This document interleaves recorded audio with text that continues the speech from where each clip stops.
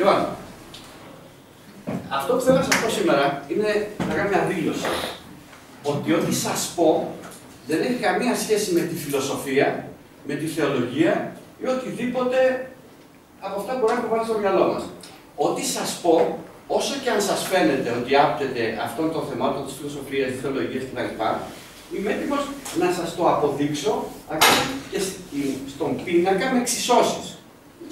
Είναι όλα αυτά που θα σας πω πειραματικά αποδεδειγμένα. Όσο και αν σας φαίνονται, γιατί έτσι είναι η κοινωνία, μεταφυσικά ή δεν ξέρω τι άλλο. Σύμφωνοι. Ας αρχίσουμε από κάτι πάρα πολύ απλό.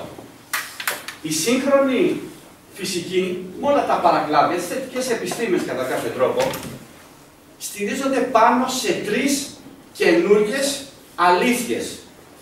Καινούργιες. Πόσο καινούργια θα είναι μια αλήθεια 50 ετών, 60. Ασχέτως βέβαια, εάν στο γυμνάσιο είτε κάτω στο πανεπιστήμιο πολλές φορές. Η πρώτη αλήθεια είναι ότι αυτό το οποίο εμείς ονομάζουμε πραγματικότητα και εκφράζεται, μπορούμε να την αντιληφθούμε αυτή την πραγματικότητα μέσω των αισθήσεών μας, είναι ένα μάτριξ. Είναι μία εικόνα της πραγματικότητας, όπως η δυνατότητα της φυσιολογίας μας μπορεί να καταλάβει, να αντιληφθεί. Προσέξτε, αυτό που λέμε πραγματικότητα είναι σαν την εικόνα ενός υπολογιστή. Να, αυτό είναι το Matrix. Αυτό που βλέπετε εδώ. Αυτό λοιπόν είναι αυτό που λέμε πραγματικότητα. Εκεί, έξω στο σύμπαν, δεν υπάρχουν χρώματα, μορφές, σχήματα, ακούσματα. Εκεί έξω δεν υπάρχει η πέμπτη συμφωνική του Μπετόβεν. Εκεί έξω δεν υπάρχουν οσμές, γεύσεις. Τι σημαίνει? Εκεί έξω στο σύμπαν υπάρχει μια θάλασσα κοχλάζουσας ενέργειας. Συνεχούς ενέργειας, την οποία δεν μπορούμε να τμήσουμε, να κομματιάσουμε, να διαιρέσουμε. Ούτε μερίζεται, ούτε διαμερίζεται. Ζει και υπάρχει μόνο ως ολότητα. Θα το δούμε συνέχεια. Τι συμβαίνει λοιπόν? Όταν παίρνουμε ενέργεια από το σύμπαν μέσα από τα αισθητήρια όργανά μας, κάποια μικρά κομμάτια, μην νομίζετε και όλο αυτό τον ωκεανό της ενέργειας, τότε η ενέργεια αυτή πέφτει επάνω σε ένα αισθητήριο όργανο, ας πούμε το μάτι, γιατί το 70-80% της πραγματικότητας το αντιλαμβανόμαστε με το μάτι. Περνάει μέσα στον αμφιβληστροειδή και μέσω κάποιων καλωδίων που ονομάζουν τις νευρώνες, πηγαίνει σε κάποιο σημείο του εγκεφάλου, δηλαδή εδώ πέρα πίσω ακριβώς για την όραση, εδώ πίσω, και όταν η ενέργεια αυτή πάει σε αυτό το σημείο του εγκεφάλου, τότε δημιουργείται η έννοια της μορφής, του σχήματος, του χρώματος. Εάν περάσει από τα αυτή μου, πήγαινε σε ένα άλλο κέντρο, δεν μπορώ να το δείξω γιατί είναι μέσα, συμφωνεί. Και εκεί δημιουργούνται οι νότες, οι ήχοι. Εκεί μέσα σε αυτό το κεφάλι μου, σε αυτό το σημείο του εγκεφάλου, σε αυτό το κέντρο, δημιουργείται η πέμπτη συμφωνική του Μπετόβεν. Το ίδιο για όλες τις άλλες αισθήσεις. Αυτό σημαίνει τι? Ότι εκεί έξω, στο σύμπαν, δεν υπάρχει αυτό που λέμε πραγματικότητα. Αυτή η ηλική πραγματικότητα. Εκεί έξω στο σύμπαν υπάρχει αυτό που σας είπα, ο ωκεανός της ενέργειας, και αυτό που λέμε πραγματικότητα δημιουργείται μέσα στον εγκέφαλό μας, βοηθούν των αισθήσεών μας.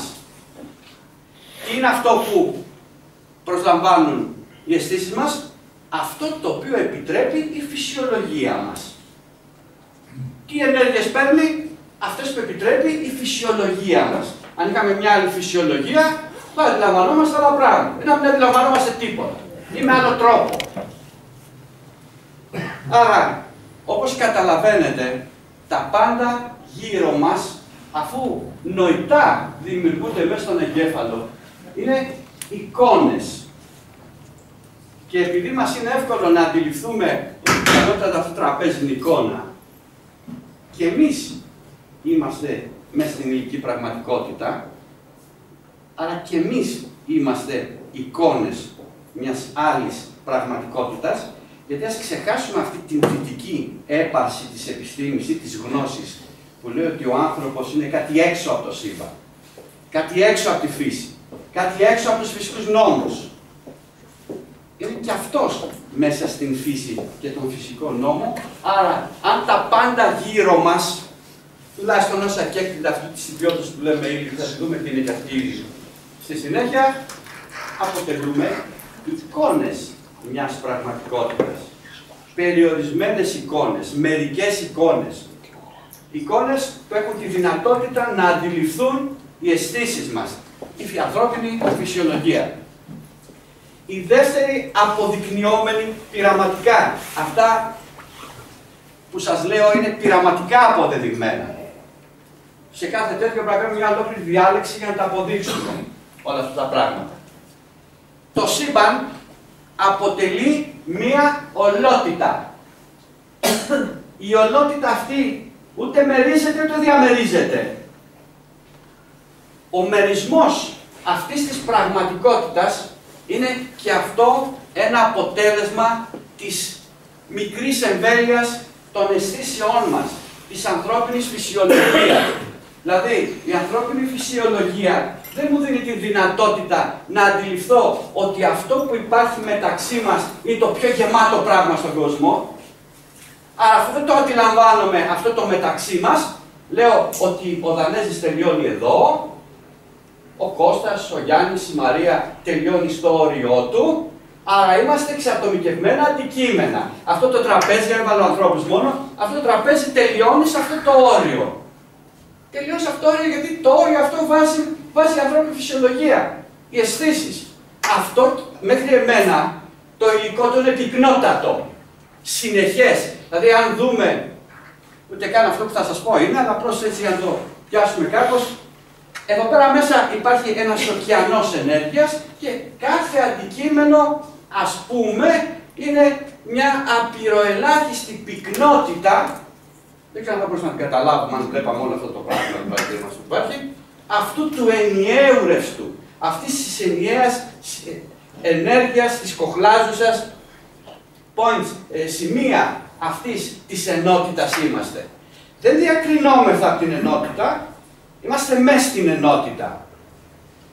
Ένα τρίτο. Το ξέρουμε από το γυμνάσιο και από το λύκειο. Αλλά τώρα οι σύγχρονοι επιστήμες, οι θετικές επιστήμες το επεκτείνουν. Η έννοια της δράσης-αντίδρασης, του νόμου δράσης-αντίδρασης. Δεν λέμε πάντοτε, άμα σπρώξω εγώ την πόρτα, μαθαίνω το γυμνάσιο. Τότε και η πόρτα σπρώχνει εμένα. Εάν πυροβολήσω, φεύγει η σφαίρα μπροστά και το όπλο έτσι ανάκρουση, έτσι με τραβάει προς τα πίσω, με χτυπάει προς τα πίσω. Κάθε δράση και μια αντίδραση. Αυτό συμβαίνει και στη φύση, μέσα στο σύμπαν. Αν με κάποιο τρόπο επιδράσουμε επάνω στο σύμπαν, βάσει νόμου, δεν είναι εκδίκηση, το σύμπαν θα δράσει πάνω μας. Να φέρω ένα παράδειγμα πολύ κοντινό μας. Αν θα καταστρέψουμε το περιβάλλον, δεν μας τιμωρεί ο Θεός με καταιγίδες, όλα αυτά τα πράγματα, λοιμούς και σεισμούς, καταποντισμούς. Δεν είναι τιμωρία. Είναι φυσικός νόμος. Κάνω συνέπεια. Κάνω μια δράση επάνω στη φύση και λόγω αυτού του νόμου η φύση αντιδρά στο αίτιον που προκάλεσε αυτό το γεγονός. Άρα λοιπόν, εδώ θα μου επιτρέψετε να κάνω μια παρεμβολή. Βλέπετε ότι αυτοί οι τρεις νόμοι, οι συμπαντικοί αποδεικνυόμενοι πλέον πειραματικά, θεωρητικά, με μαθηματικά, με φυσική, με πειράματα, οδηγούν σε κάποια νέα, πολύ παλιά, που δεν έχουμε ξεχάσει, κοινωνική νοοτροπία.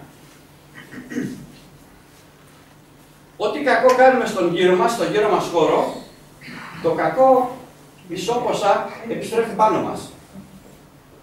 Είναι σαν να φτύνουμε τον ουρανό. Το φτύσουμε θα γυρίσει πάνω μας, αν φτύσουμε προς τα πάνω.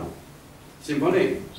Το δεύτερο, όταν κατανοήσουμε ότι όλα είναι μια ενότητα, ένα ενιαίο, τότε ξεφεύγουμε από τη δυτική λογική και φιλοσοφία του εγώ, γιατί δεν υπάρχει εγώ μες στο σύμπαν, ατομικότητα με αυτή την έννοια, και περνάμε στην έννοια του εμείς, που αυτό συνιστά μια παλιά, ξεχασμένη και πολύ συγχρόνως κοινωνική θεωρία. Από το εγώ να περάσω στο εμείς. Και τέλος, όταν καταλάβουμε ότι τα πάντα γύρω μας είναι ένα μάτριξ, μια εικόνα ενός υπολογιστή, τότε θα κατανοήσουμε, θα το δούμε και στη συνέχεια με περισσότερες λεπτομέρειες, ότι αυτό το οποίο ονομάζουμε ύλη, οτιδήποτε γύρω μας το ονομάζουμε σαν ύλη. Είναι ένα μάτριξ, μια εικόνα. Για μια εικόνα αξίζει τον κόπο, όσο ωραία κι αν είναι στον υπολογιστή και μας τραβάει το παιχνίδι που παίζουμε της εικόνας, να θυσιάσουμε ακόμα και την αξιοπρέπειά μας, που πολλές φορές τη χάνουμε προκειμένου να κατακτήσουμε την ύλη και τα αποτελέσματά της. Γιατί η ύλη είναι το κυρίαρχο χαρακτηριστικό της δυτικής κοινωνίας και της δυτικής φιλοσοφίας. Αξίζει λοιπόν για ένα μάτριξ να θυσιάσουμε αξίες και ιδανικά. Ακόμα όπως σας είπα και την ίδια την αξιοπρέπειά μας, και θα το ξέρετε πολλές φορές ότι συμβαίνει και αυτό. Για να δούμε όμως, επειδή δεν μπορούμε να τα πούμε όλα σήμερα, να πάμε να δούμε κάποια συγκεκριμένα πραγματάκια πάνω σε ένα κυρίαρχο στοιχείο που καθορίζει αυτό που λέμε πραγματικότητα και αυτό που καθορίζει το δυτικό πολιτισμό αυτόν που λέμε ότι πρέπει να ακολουθήσουμε έτσι για να πολιτιστούμε εμείς κατά κάποιο τρόπο. Είναι η έννοια της ύλης. Για να δούμε τι είναι αυτό που λέμε ύλη. Είναι πάρα πολύ σημαντικό γιατί αυτό που λέμε πραγματικότητα έχει σχέση πάντοτε, αυτό που βλέπουμε γύρω μας, έχει σχέση πάντα με αυτό που λέμε ύλη. Τα πάντα γύρω μας, τα αγαθά που σκεπτόμαστε να αποκτήσουμε, που θέλουμε να αποκτήσουμε, τα πάντα γύρω μας έχουν σχέση με αυτό που λέμε ύλη. Για να δούμε τι είναι ύλη. Θα προσπαθήσω πάρα πολύ γρήγορα να εκφράσω αυτό που η σύγχρονη φυσική θεωρεί. Για να δούμε τι μας λέει ο θείος Αλβέρτος στη γενική θεωρία της σχετικότητας, αλλά και στην ειδική θεωρία της σχετικότητας αναφέρεται. Μου λέει ο θείος Αλβέρτος, αυτό που οι αισθήσεις μας αντιλαμβάνονται σαν ύλη είναι η καμπύλωση του χώρου. Και τι είναι ο χώρος, ο τρισδιάστατος χώρος, αυτό το τίποτα που βλέπετε εδώ, το αισθητό τίποτα, είναι το συγκεκριμένο το πράγμα. Αυτό λοιπόν το αισθητό τίποτα, όταν καμπυλωθεί προς μία τέταρτη διάσταση, την οποία όμως η ανθρώπινη φυσιολογία δεν μπορεί να αντιληφθεί, άρα λοιπόν αν το τίποτα, το αισθητό, καμπυλωθεί προς ένα άλλο τίποτα, που πάλι δεν αντιλαμβανόμαστε, αλλά είναι φυσική έννοια αποδεδειγμένη ότι υπάρχει τέταρτη διάσταση και όλα αυτά τα πράγματα, πειραματικά, τότε αυτός ο χώρος, αυτό το πράγμα που δεν αντιλαμβανόμαστε των τριών διαστάσεων, όταν καμπυλωθεί, δημιουργήσει ένα πηγάδι προς μια τέταρτη διάσταση, δεν λέω χρόνος, μια τέταρτη διάσταση.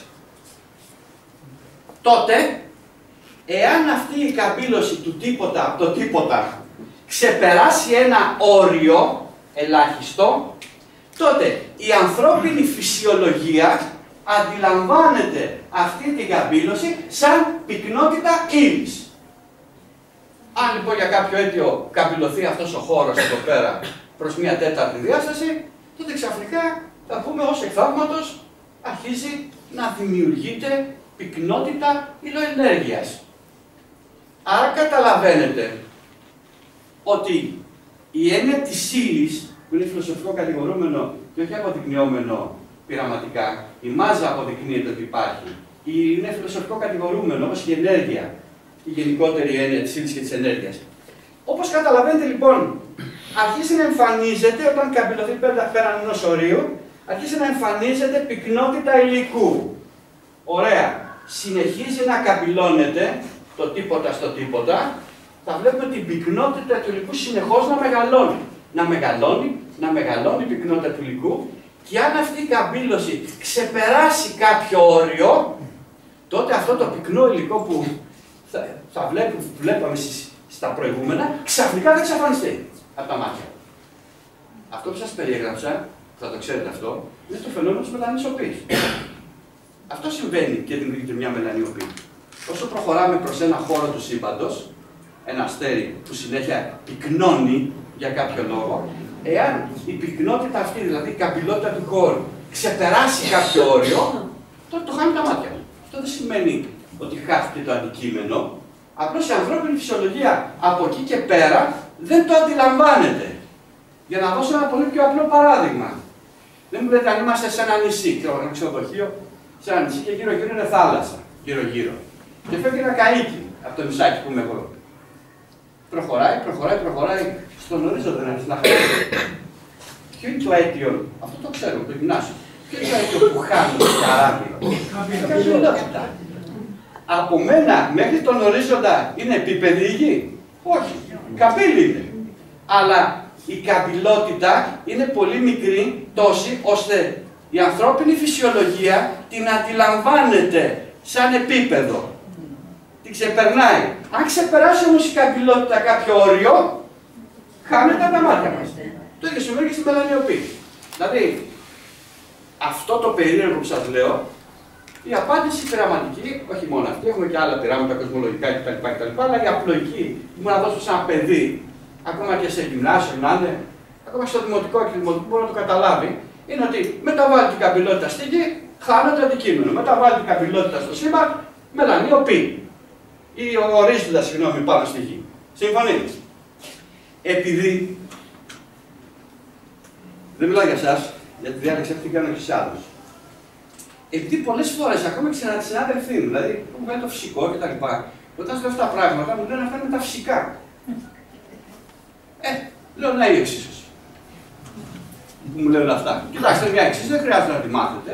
Απλώς βλέπετε στο πρώτο μέλος αυτό όσοι έχουμε πάει, θα πάει στο γυμνάσιο, είναι αυτή η καμπυλότητα που λέω.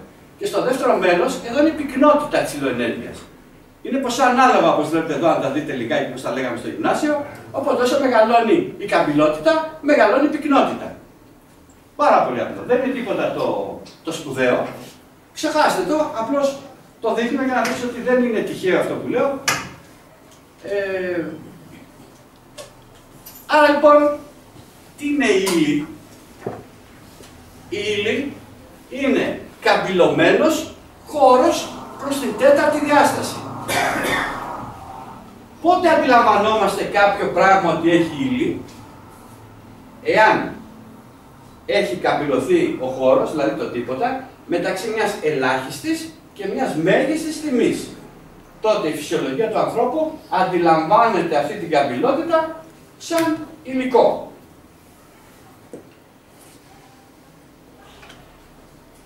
Για να δούμε. Επειδή όπως ξέρουμε όλοι, ασχέτως τι λέμε φιλοσοφικά οι επιστήμονες κτλ., όταν κάνει επιστήμη ο άνθρωπος, την κάνει για τον εαυτό του. Για να εξηγήσει πράγματα στον εαυτό του. Δεν την κάνει, δεν ξέρω για ποιο πράγμα βάζει το μυαλό σας. Συμφωνεί? Άρα λοιπόν, βλέπετε ότι το αίτιον που δημιουργεί το φαινόμενο της ύλης είναι η καμπύλωση του τίποτα προς το τίποτα. Δηλαδή του χώρου σε μια τέταρτη διάσταση που δεν αντιλαμβανόμαστε. Ναι, αυτά όμως που σας λέω, εντάξει, τα μάθαμε τώρα και κάνουμε πειράματα το 2010-2013, ξέρω που βρισκόμαστε. Αυτά δεν τα ξέρανε οι παλιότεροι. Αυτό που αντιλαμβανόντουσαν οι παλαιοί ήταν την πυκνότητα της ύλης. Δηλαδή ο χώρος καμπυλωνότανε. Ούτε καταλαβαίνονταν την καμπύλωση, δεν καταλάβανε τίποτα. Αυτό που αντιλαμβανόντουσαν ήταν το αποτέλεσμα αυτού του γεγονότος, που ήταν η αυξομοίωση της πυκνότητας του υλικού. Αυτό το έβλεπα. Μεταξύ ενός κατώτατου και ανώτατου ορίου. Σε σχέση με τον άνθρωπο και την υπόστασή του, αυτή η αυξομοίωση της καμπυλότητας από ένα ελάχιστο μέχρι ένα μέγιστο, του τι έκανε, από ό,τι βλέπανε μεγάλωνε ή μίκραινε η πυκνότητα της δικής του υλοενέργειας. Πώς το λέμε στην καθομιλουμένη? Το λέμε κύκλο της υλικής ζωής.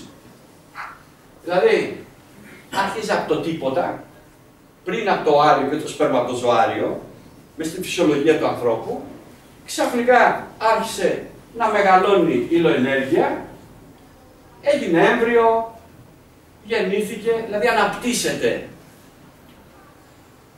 αυτό το γεγονός, συμφωνεί. Αναπτύσσεται, που πάνε πει τι, μεγαλώνει η καμπυλότητα, μεγαλώνει, φτάνει σε ένα σημείο και αρχίζει να φθήνει. Δηλαδή μικραίνει η καμπυλότητα σιγά σιγά. Εμείς δεν αντιλαμβανόμαστε τη μείωση της καμπυλότητας, λέμε γερνάμε. Φθήρεται δηλαδή η εικόνα της ύλης. Μέχρι να φθαρεί εντελώς. Συμφωνεί. Εδώ να κάνω μια ερώτηση λοιπόν τώρα. Δεν μου λέτε, εδώ μέσα αυτά που βλέπουμε πόσων διαστάσεων είναι. Αυτό είναι το καινούργιο. Αυτό που βλέπω. Εγώ πόσο διαστάσεων είναι. Αυτό που βλέπω 4. Γιατί. Εφόσον και έκτιμε της ιδιότητας της ύλης, δεν είμαι υλικό, υπόστρωμα, άσε το πνεύμα κτλ. Εγώ μιλάω για το υλικό υπόστρωμα. Συμφωνεί. Πάει να πει ότι ο χώρος που κατέχω έχει καμπυλωθεί προς την τέταρτη διάσταση. Άρα έχουμε τετραδιάστατο αντικείμενο. Μόνο που δεν αντιλαμβάνεσαι την τέταρτη διάσταση, την αντιλαμβάνεσαι σαν μάζα με πυκνότητα. Για να διατηρηθεί η ισορροπία ενός ανθρώπου, για να λέμε σε κάποια σχέση, κάποια πράγματα σχέση με τον άνθρωπο, συμφωνεί. Για να διατηρηθεί αυτό που λέμε η υγεία του ανθρώπου, δηλαδή η ισορροπία της υλοενέργειάς του, θα πρέπει, προσέξτε, η πυκνότητα της υλοενέργειάς του να παραμείνει σταθερή. Η πυκνότητα, από ό,τι μαθαίνουμε στο δημοτικό, είναι η μάζα, η ενέργεια προς τον όγκο του. Συμφωνεί. Και πρέπει αυτό να διατηρείται σταθερό. Για προσέξτε, γι' αυτό, αν κάνουμε πράγματα που χάνουμε ενέργεια, δηλαδή μικραίνει ο αριθμητής, η φύση αντιδρά και για να διατηρηθούμε εν υγεία, μικραίνει και το παρονομαστή. Δηλαδή μικραίνει τον όγκο, έτσι ώστε το πηλίκο να είναι σταθερό. Γι' αυτό αδυνατίζουμε. Το αδυνάτισμα είναι γιατί χάνει τιμές ο αριθμητής, πρέπει να χάσει και ο παρανομαστής που είναι η ενέργεια, πρέπει να χάσει και ο παρανομαστής που είναι ο όγκος μας, για να διατηρηθεί το κλάσμα σταθερό. Το είπα έτσι παρεπιπτόντως αυτό. Και καταλαβαίνετε ότι αυτό που λέμε αδυνατίζουμε, όταν υποβαλλόμαστε κάποια κοπιαστική δουλειά, είναι ακριβώς η ισχύς αυτού του νόμου. Άρα λοιπόν, ποια είναι η έννοια της ζωής για τον άνθρωπο? Είναι η μεταβολή της υλικής μας υπόστασης, η μεταβολή της πυκνότητας της υλοενέργειάς μας, δηλαδή είναι η μεταβολή της καμπυλότητας του χώρου που δεν αντιλαμβανόμαστε. Άρα, το αίτιον αυτού που λέμε ζωή, το υπόβαθρο αυτού που λέμε ζωή, τι είναι? Είναι η αυξομείωση της καμπυλότητας που δεν αντιλαμβανόμαστε. Άρα η μεταβολή της καμπυλότητας είναι αυτή που μας προσφέρει αυτό που νομίζουμε ότι είναι κύκλος της ζωής. Δηλαδή την υλική ύπαρξη, δηλαδή το να αντιλαμβάνεται ο ένας την ύλη του άλλου και του θανάτου που χάνεται αυτή η υλοενέργεια. Άρα το μόνο αοράτος εγκλειόμενο μέσα στον άνθρωπο ικανό να του δώσει την ιδιότητα της ζωής είναι η μεταβολή της τέταρτης διάστασης. Άρα, με βάση αυτή τη λογική, τι είναι η υλική γένεση, η γένεση της ύλης, ας πούμε, ενός ανθρώπου, ενός φυτού, ενός ζώου, κλπ. Είναι το ξεπέρασμα της καμπυλότητας του χώρου του πέραν ενός ελάχιστου ορίου. Τι είναι ο θάνατός του? Η έννοια της ανάπτυξης είναι να αυξάνεται η καμπυλότητα. Συμφωνεί. Αυξάνεται μέχρι ενός ορίου, όταν αρχίσει να μικραίνει η καμπυλότητα, λέμε ότι έχουμε φθορά του υλικού υποστρώματος του ανθρώπου. Και τι λέμε? Θάνατο. Έχουμε δύο ειδών θανάτους. Χάνεται η αίσθηση της υλικής πραγματικότητας του άλλου ανθρώπου σε δύο περιπτώσεις. Αν η πυκνότητα της υλοενέργειάς του ξεπεράσει το κατώτατο όριο και αν ξεπεράσει το ανώτατο όριο. Δηλαδή, να έχει τόσο πολύ πυκνότητα υλοενέργειας, όπως είναι η μελανιοπία, έτσι, που να χαθεί από τα μάτια μας. Θεολογικά, πώς λέγεται αυτό, επειδή σε βλέπω και γελάς. Πώς λέγεται θεολογικά αυτό? Θεολογικά. Ανάλυση. Συμφωνεί. Άρα λοιπόν έχουμε δύο επιλογές. Ή του θανάτου, λόγω υψηλής ενέργειας του θανάτου. Θα το δούμε. Εντάξει. Της εξαφάνισης της ειδικής μας υπόστασης. Δηλαδή αυτού του μάτριξ, αυτή της εικόνας την οποία έχουμε. Ή τη μείωση πολύ κάτω της ενέργειας, ώστε ξαναγυρίζουμε σε μια κατάσταση την οποία δεν μπορεί ο άλλος άνθρωπος να αντιληφθεί την ύπαρξή της. Εδώ, το ξέρεις να το πω προηγουμένως, ήθελα να το πω γιατί. Είναι ο φίλος μου ο Πάνος πίσω.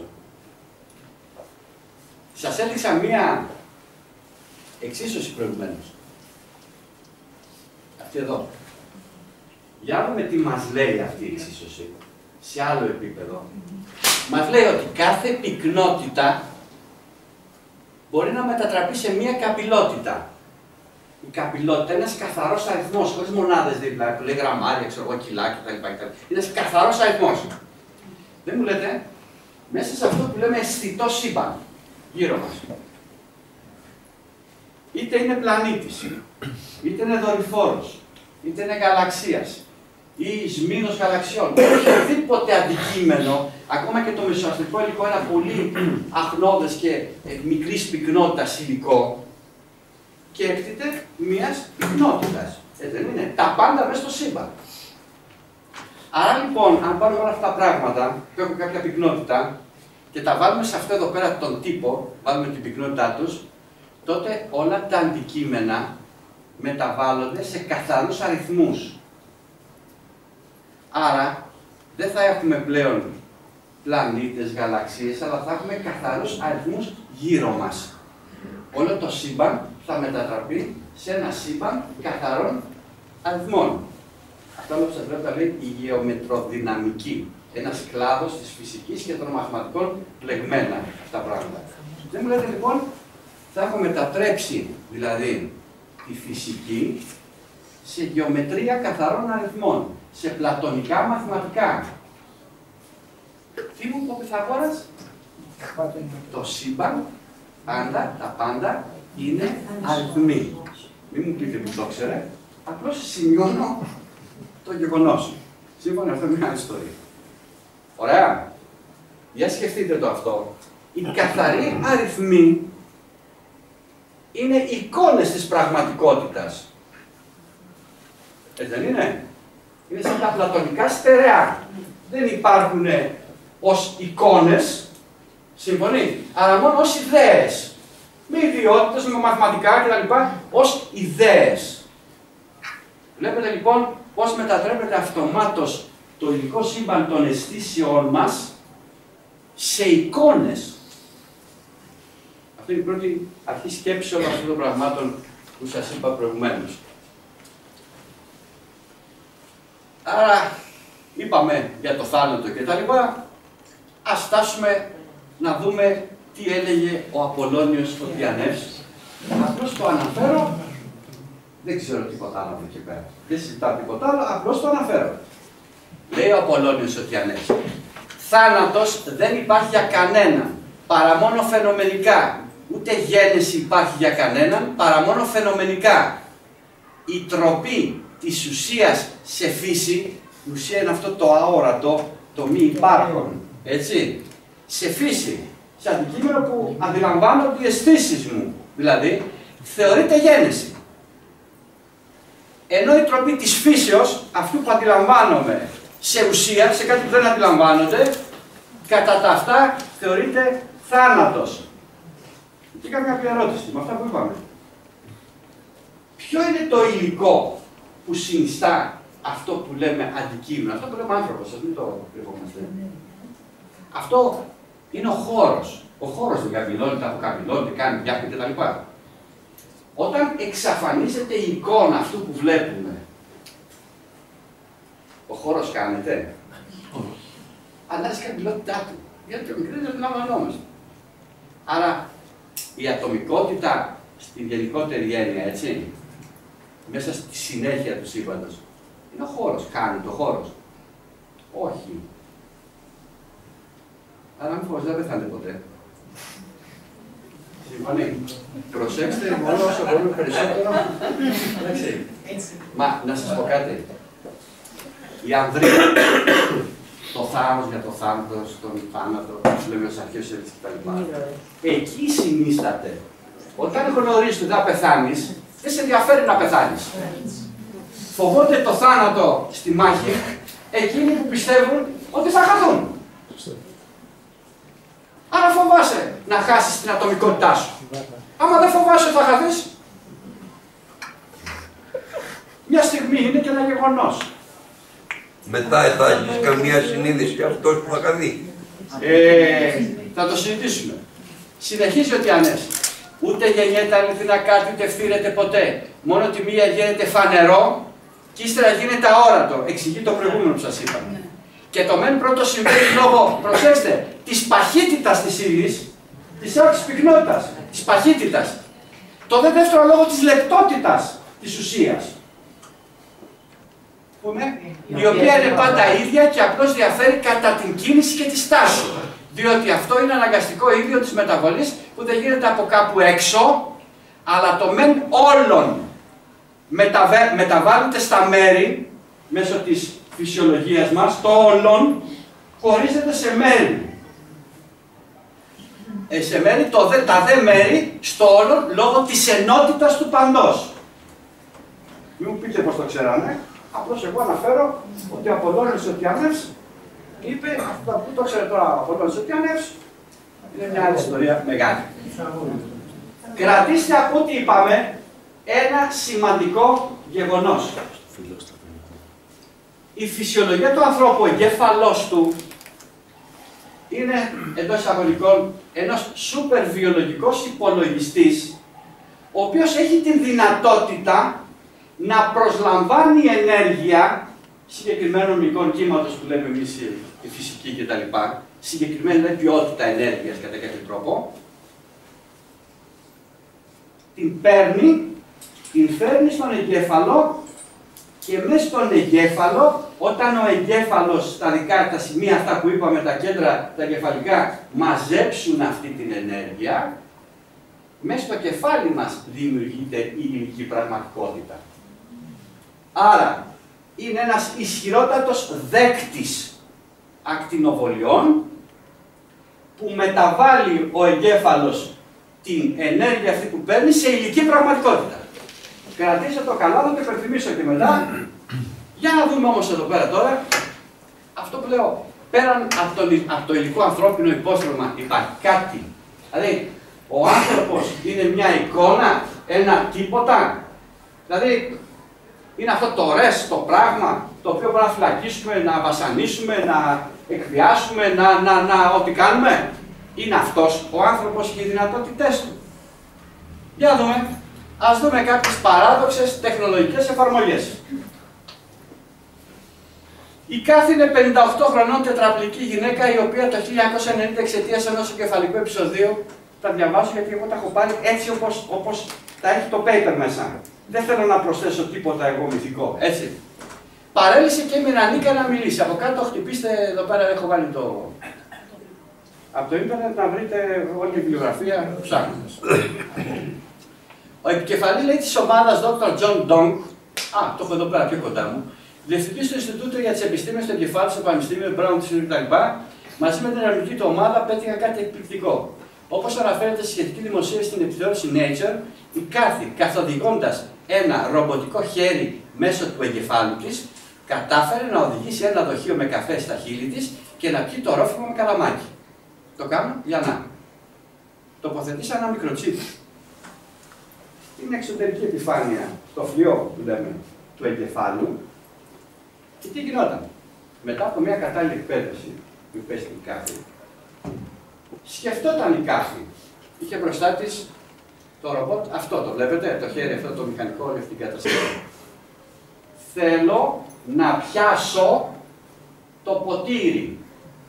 Το ρομπότ έπιανε το ποτήρι. Θέλω να το φέρω στο στόμα μου. Το έφερνε στο στόμα του.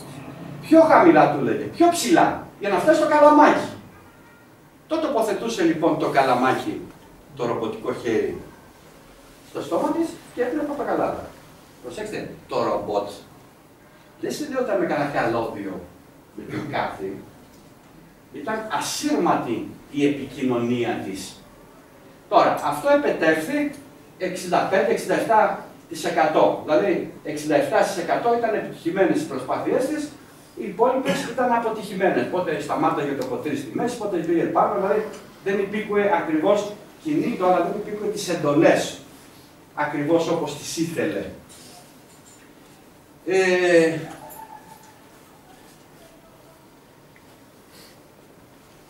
Μπορείτε να το διαβάσετε εδώ, μην χάσω την ροή αυτή που θέλω να πούμε διαβάζοντας. Θα σας τα πω. Έχω αφήσει το PowerPoint εδώ πέρα. Όποιος θέλει μπορεί να το πάρει και να το διαβάσει ολόκληρο. Και να δει όλα τα παραδείγματα, τις εφαρμογές που υπάρχουν μαζί με τη βιβλιογραφία και αυτά τα πράγματα. Μην σας τα πω λίγο εγώ. Τα πειράματα αυτά δεν έγιναν μόνο από την κάρτη και ένα ρομποτικό χέρι που ήταν δίπλα της. Έγιναν πειράματα που ο ασθενής μπορούσε να επικοινωνήσει και να κινήσει ρομπότ σε απόσταση μέχρι και 80-90 χιλιόμετρων, δηλαδή σε άλλες πόλεις. Τι έκανε, του φοράγανε ένα, όχι ένα, και χωρίς να είναι παραπληκτικός. Φοράγανε ένα καπελάκι, θα το δείτε τώρα εδώ πέρα. Να, το βλέπετε, αυτό το καπελάκι, βλέπετε αυτά τα κοκκινάκια. Είναι ηλεκτρόδια τα οποία ακουμπάνε σε συγκεκριμένα σημεία του κεφάλι και είναι ελαστικό αυτό το καπελάκι για να ακουμπάνε καλά. Σύμφωνα, επειδή έχουμε το τριχωτό του κεφάλι που τον ξερίζουν τον άνθρωπο εκεί πέρα, ακουμπάνε ακριβώς. Τι κάνει αυτός ο ασθενής λοιπόν, μιλάω χωρίς καλώδια τέτοια πράγματα, επικοινωνεί με τον υπολογιστή, όπως έκανα εγώ και φτιάχνω εδώ ό,τι θέλω. Ο υπολογιστής δίνει τις εντολές και μπορεί να κινήσει μέσω της ενέργειας του εγκεφάλου που πάει στον υπολογιστή και κάνει ό,τι θέλει, να κινήσει ρομπότ σε τεράστιες αποστάσεις, είπα, χωρίς καλώδια, ασύρματα. Συμφωνεί. Αυτά τα πειράματα γίνονται στην Ομοσπονδιακή Πολιτική Σχολή της Λοζάνης, με την οποία συνεργάζεται το Πανεπιστήμιο της Θεσσαλονίκης. Οι σαλίδες φαντασίας. Προσέξτε, εδώ δεν έχουμε να κάνουμε παραπληκτικούς, έχουμε να κάνουμε διασκέδαση.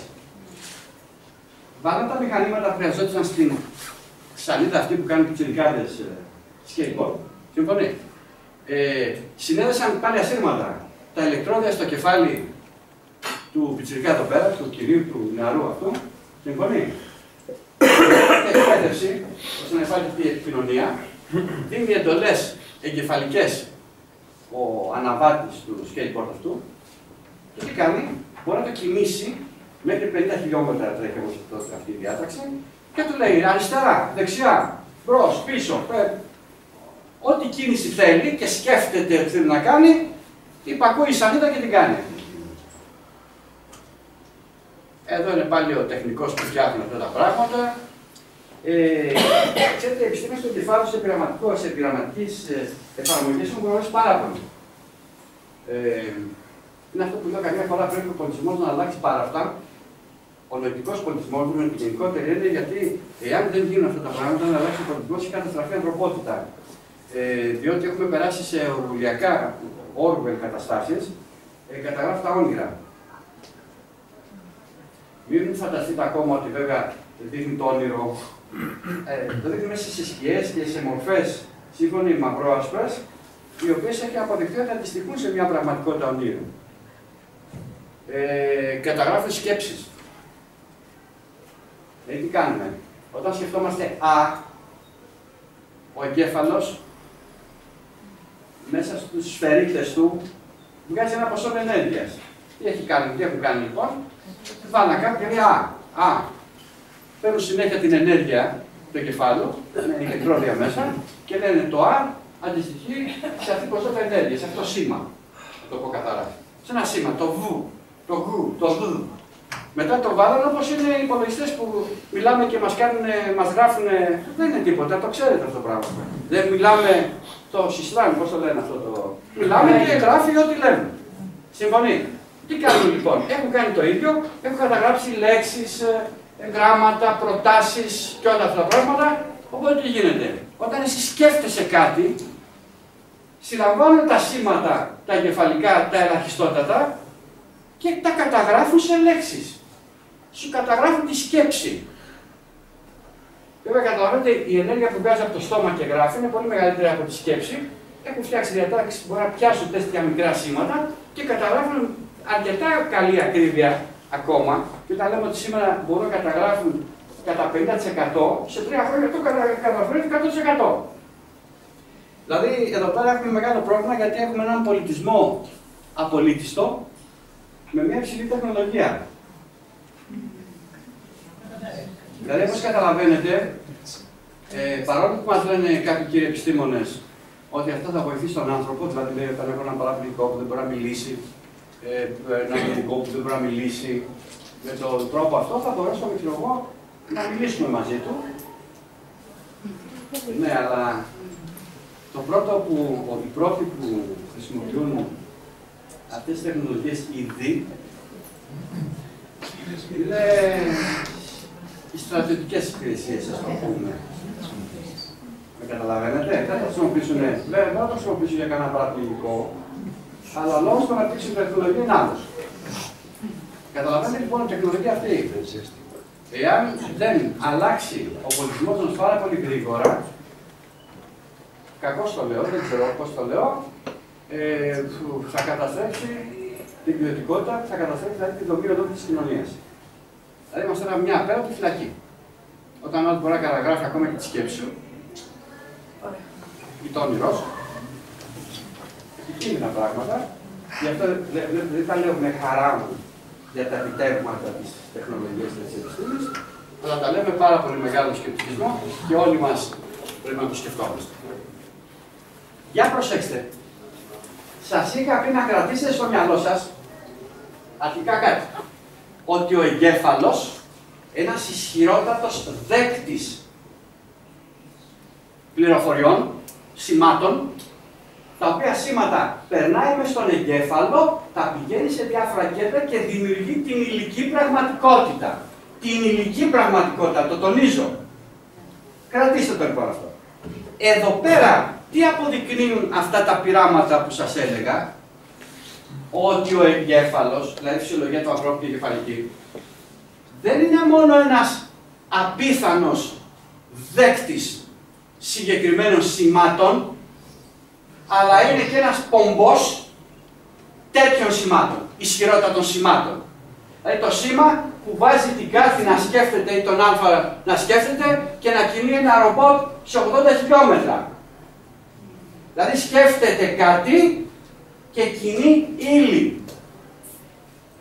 30-40 κιλά ύλη. Για προσέξτε, αφού επικοινωνεί, μπορεί να στείλει σήματα συγκεκριμένα, που όπως είπαμε προηγουμένως, μπορεί να τα συλλάβει ο νους του ανθρώπου.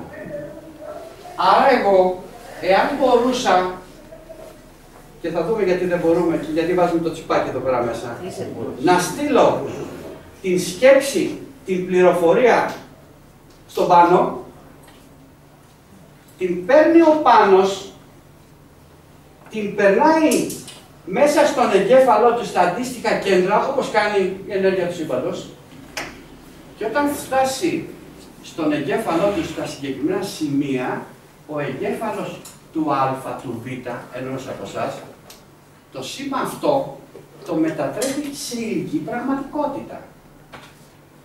Δηλαδή η σκέψη η δική μου, αν μπορέσω, θα σας πω ποιο είναι το πρόβλημα, τότε, αν τη στείλω και τη συλλάβεις εσύ από την άλλη πλευρά, αν μπορείς και είσαι εκπαιδευμένος, τότε η σκέψη η δική μου δημιουργεί υλική πραγματικότητα σε σένα. Ποιο είναι το πρόβλημα και γιατί βάζουμε το τσιπάκι. Σας δίνω ένα φυσικό παράδειγμα. Όταν έχουμε ένα δορυφόρο που λειτουργεί για δεκάδες χρόνια και μου στέλνει άπειρες πληροφορίες. Οι πληροφορίες αυτές πώς στέλνονται? Από το δορυφόρο, μαζεύει τις πληροφορίες και τις στέλνει στη γη. Τι χρειάζεται για να γίνει όλο αυτό? Με ενέργεια. Καταλαβαίνετε ότι αν λειτουργεί ο δορυφόρος 10-20 χρόνια και στέλνει πληροφορίες, πόση πολλή ενέργεια θα λέτε χρειάζεται να έχει αποθηκεύσει? Ο δορυφόρος είναι μικρό πράγμα. Και η ενέργεια που χρειάζεται με μια κλασική λογική είναι τεράστια. Όχι. Μπαίνει εδώ η λογική και η πραγματική των lasers. Τι είναι το laser, παιδιά? Το laser είναι, παίρνω μία ελαχιστότατη ενέργεια, ελαχιστότατη, τη συμπυκνώνω σε μια πολύ στενή δέσμη και αν συμπυκνώσω μια ελάχιστη ενέργεια σε μια πάρα πολύ στενή δέσμη, αυτή διαδίδεται χωρίς απώλειες. Σε τεράστιες αποστάσεις. Είναι σαν το λέιζερ. Βλέπετε, είναι ο άλλος στην κερκίδα, πετάει στον ποδοσφαιριστή και βλέπετε μια κουκκιδίτσα. Δεν έχει χαθεί, ενώ αν πάρετε ένα φακό, κανονικό φακό, μπορεί να εκπέμπει χιλιαπλάσια ενέργεια. Δεν μπορεί να στοχεύσεις κάποιον και να το χτυπήσεις στα μάτια, δεν φτάνει εκεί πέρα, διαχέεται το φως. Άρα λοιπόν, για να μπορεί να διαδοθεί ένα σήμα σε πάρα πολύ μεγάλη απόσταση, πρέπει η δέσμη του σήματος, της ενέργειας να είναι πάρα πολύ στενή, να είναι πολύ πυκνή δηλαδή. Τι σημαίνει? Ο άνθρωπος εκπέμπει ένα τεράστιο ποσό ενέργειας μέσα από τη σκέψη του, όχι συγκεντρωμένο.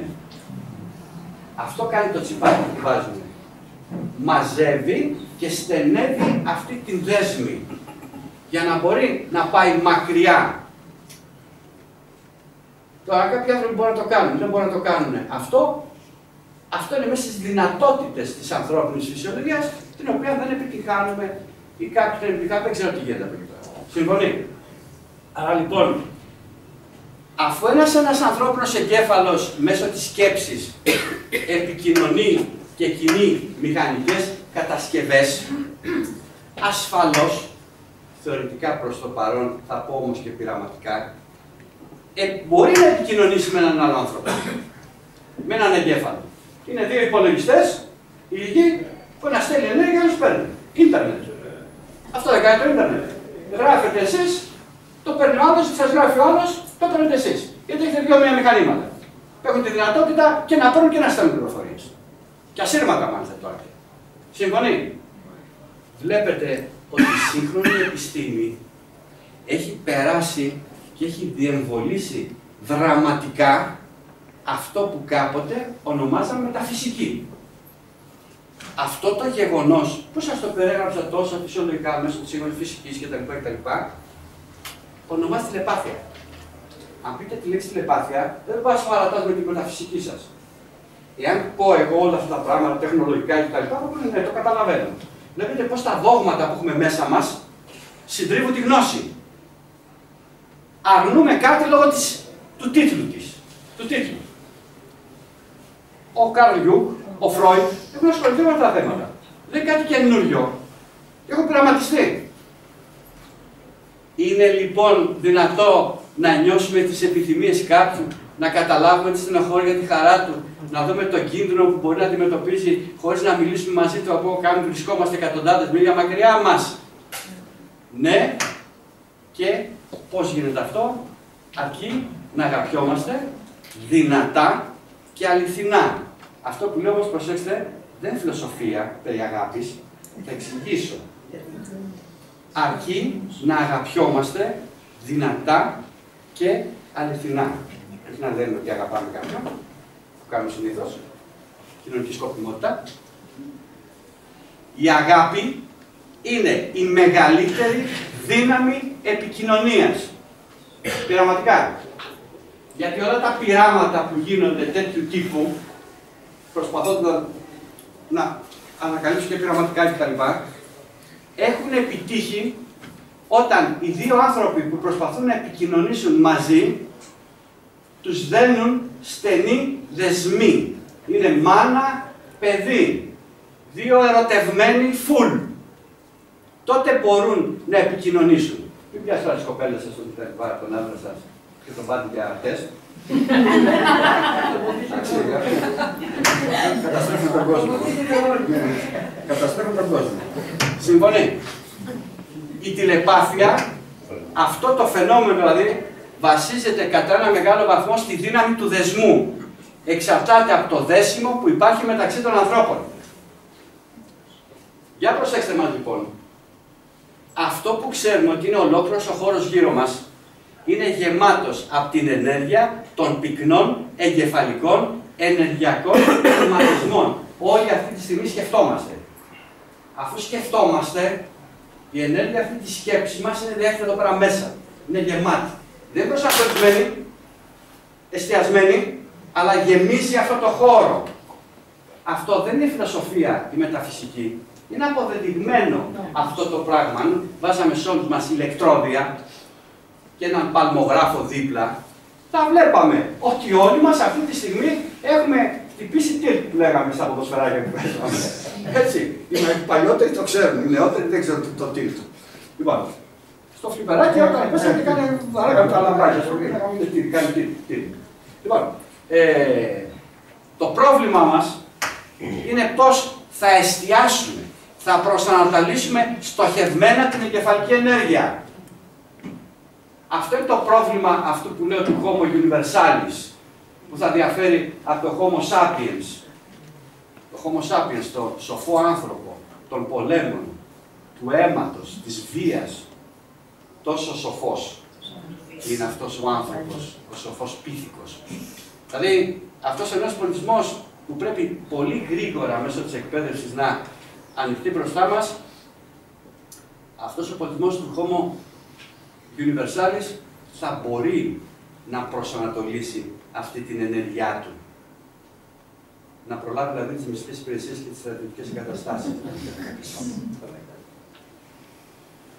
Στοχευμένη και προσανατολισμένη ενέργεια σημαίνει αύξηση της πυκνότητας της ενέργειας, άρα και της καμπυλότητας του χώρου. Δηλαδή, όταν εστιάσουμε εμείς, καταφέρει ο άνθρωπος να εστιάσει την ενέργεια αυτή, τι πάει να πει, την έχει συμπυκνώσει. Με το μυαλό του, έτσι. Προσέξτε. Εάν είπαμε όμως προηγουμένως πυκνώσει τόσο πολύ η ενέργεια, αυτό σημαίνει υλική πραγματικότητα. Καμπυλώνει το χώρο, άρα δημιουργεί υλική πραγματικότητα. Δεν θα προχωρήσω. Δηλαδή, δεν θέλω να κάνουμε τώρα ανάλυση τι μπορεί να συμβαίνει φιλοσοφικά και τα λοιπά, δεν ξέρω τι. Λέω πειραματικά, σε φυσικό επίπεδο, και ο καθένας βάλει στο μυαλό του τι θέλει. Συμφωνεί. Όμως, αν η καμπυλότητα αυτό που λέει ξεπεράσει κάποιο όριο, τότε η σκέψη μας δεν θα με βάλει να επικοινωνήσω με τον άλλον μόνο. Θα δημιουργήσει υλική πραγματικότητα.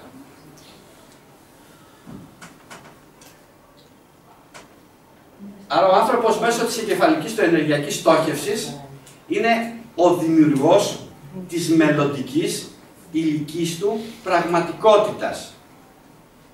Είμαστε ό,τι σκεφτόμαστε. Αυτό, εάν το θεωρήσουμε φιλοσοφικό και θεολογικό κτλ., λέμε έλα, εντάξει. Δημιουργούμε, αν έχουμε μια αιμονή, οι αιμονές προσανατολίζουν τη σκέψη, το σήμα, τότε το σήμα αυτό έχει τη δυνατότητα, αν μη τι άλλο, όχι να δημιουργήσει μια υλική πραγματικότητα, τη δημιουργεί αυτό το πραγματάκι, αλλά μπορεί να δημιουργήσει άλλου είδους πραγματικότητας που εκφράζονται στο επίπεδο της ύλης, όπως συναισθήματα, ψυχολογικά γεγονότα. Αυτό που συμβαίνει τώρα, αυτό που ζούμε, εμείς το δημιουργήσαμε δηλαδή. Βεβαίως. Ένας άνθρωπος που ξυπνάει το πρωί και μουρμουράει και με ψημυρεί, μιζεριάζει, δεν του αρέσει τίποτα, όλους τους βρίσκει κακούς, όλους τους βρίσκει εχθρούς του, θέλει το κακό του διπλανού, θέλει το μόνο, δημιουργεί το πλαίσιο της υλικής του υπόστασης. Δηλαδή αυτή η κατεύθυνση που σκεφτόμαστε τώρα δεν υπάρχει ελπίδα. Όλοι μας είναι αρνητικοί. Δεν νομίζω ότι είμαστε όλοι αρνητικοί. Ο καθένας μπορεί να πει στον εαυτό του αν είναι αρνητικός. Γιατί όταν πας στο σπίτι σου και βλέπεις τα παιδιά σου, και βλέπεις τους φίλους σου, είμαστε αρνητικοί γιατί έχουμε συνηθίσει την ευτυχία να τη βλέπουμε στο υλικό αγαθό. Δηλαδή, για να είμαι ευτυχισμένος, όταν να πάρω 5.000 από την τράπεζα ή το δάνειο, να πάω στην Ταϊλάνδη και να βρω Ταϊλανδέζες.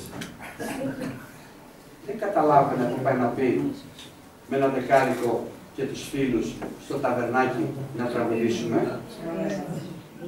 Ένα δεκάρικο και όχι 5.000. Όπως καταλαβαίνετε, εάν ο άνθρωπος είναι προσανατολισμένος κάπου, έχει χάσει την ευτυχία. Έχετε την εντύπωση ότι η προσφορά υλικών αγαθών πολλών γίνεται από την δομημένη κοινωνία για να κάνει ευτυχέστερη τη ζωή μας. Προσέξτε, ένας πολιτισμός στηρίζεται πάνω στο φόβο. Δηλαδή δημιουργούν ένα πολιτισμό για να μπορέσουν να ξεπεράσουν κάποιους φόβους. Είτε λέγονται φόβοι απέναντι στους άλλους ανθρώπους, είτε λέγονται φόβοι απέναντι στον Θεό, είτε λέγονται φόβοι απέναντι στη φύση. Ο φόβος γεννιέται από την έννοια της ανάγκης. Ο άνθρωπος φοβάται πάντοτε ότι δεν θα έχει αυτά που νομίζω ότι τον κάνουν ευτυχισμένο και γι' αυτό είναι δυστυχής. Άρα τι μας κάνουν, δηλαδή υπάρχει μια συνεπαγωγή εδώ πέρα για την ευτυχία του ανθρώπου και τον πολιτισμό. Μεγαλώνουν τις ανάγκες του ανθρώπου, τότε μεγαλώνουν οι φόβοι του ότι μπορεί να μην τις εκπληρώσει τις ανάγκες του. Όσο περισσότερο μεγαλώνουν οι φόβοι του, τόσο λιγότερο ελεύθερος είναι, τόσο ευκολότερο χειραγωγούμενος και υποτελής. Διότι θα σκύβει, θα κάνει τι του λέει ο άλλος, γιατί θέλει και δεύτερο αυτοκίνητο, γιατί πρέπει να φέρει στην Αθήνα και μονάζει και ζυγά. Γιατί δεν μπορεί να πάρει το λεωφορείο το παιδί του που είναι φοιτητής να πάει στην Αθήνα, πρέπει όποιος στα παιδιά να του πάρει και από ένα αυτοκίνητο. Δεν μπορεί να νιώσει τις διακοπές του στο σπίτι, στο χωριό, στη φύση μέσα, στους φίλους και τα λοιπά που λέγουν στο ταβερνάκι. Διακοπές για αυτό είναι να πάει σε ένα μεγάλο ξενοδοχείο και να του κάνουν μασάζ. Άρα, μας δίνει η κοινωνία η δυτική πολλά αγαθά για να δημιουργήσει μεγάλες ανάγκες. Εάν τα καταλάβουμε αυτά, θα δείτε πόσο ευτυχισμένοι είμαστε. Εγώ δεν μπορώ να μας λείπει τίποτα. Να έχουμε το αυτοκίνητο, να φύγουμε από το σπίτι, να πάμε στο χωριό. Δεν το έχουμε, βέβαια, το έχουμε ανάγκη. Δεν το να φοράμε μια κάπα ή να τρώμε ψωμί και λιές. Αλλά δεν μεγαλώσαμε όλοι με χαβιάρι. Ασχέτως αν κάποιοι λένε ότι έχουν μεγαλώσει με χαβιάρι. Όλοι από ένα χωριό είναι. Άρα βλέπετε ότι εμείς δημιουργούμε την ηλική μας ευδαιμονία ή το χώρο που ζούμε γύρω μας. Γιατί το σκεφτόμαστε. Ξεχάσαμε ότι η σκέψη μας, αυτή η ενέργεια, ξεχάσαμε ότι είμαστε όλοι χωριάτες. Και μας αρέσει η φύση. Μας αρέσει το σπίτι μας να είναι πράσινο. Ότι δεν χρειάζεται να έχουμε 32 δωμάτια. Άρα όλα αυτά μέσα στη σκέψη μας δεν δημιουργούν την ηλική πραγματικότητά μας. Υλοποιείται μέσα από τη δυστυχία μας. Ας βελτιώσουμε λοιπόν την ποιότητα της σκέψης μας για να βελτιωθεί το μελλοντικό υλικό μάτριξ της ζωής μας. Όχι πλέον φιλοσοφίες, το υλικό μάτριξ. Είμαι ευτυχής γιατί έχω ένα σπίτι με 3 δωμάτια, με σαλόνι, με τουαλέτα μέσα στο σπίτι, δεν είναι απ' έξω, ζεστό το σπίτι, τα παιδιά μου έχουν να φάνε. Βελτιώνουμε λοιπόν την ποιότητα της σκέψης μας για να βελτιωθεί το μελλοντικό υλικό μάτριξ της ζωής μας. Και αυτό που με ρωτάνε πάντοτε είναι μπορεί, λέει ο άνθρωπος, να κινήσει το κεφαλικό υλικό μάτριξ του. Είναι κίνηση. Γίνονται πειράματα, αλλά δεν ξέρω να σας πω αν μπορεί. Αυτό που ξέρω, όταν με κολλάτε στον τοίχο, καταφέρνω στη φιλοσοφία και στη θεολογία. Και λέει το Ευαγγέλιο μέσα ότι ο Χριστός είπε στους μαθητές του, Ματθαίος 17-20,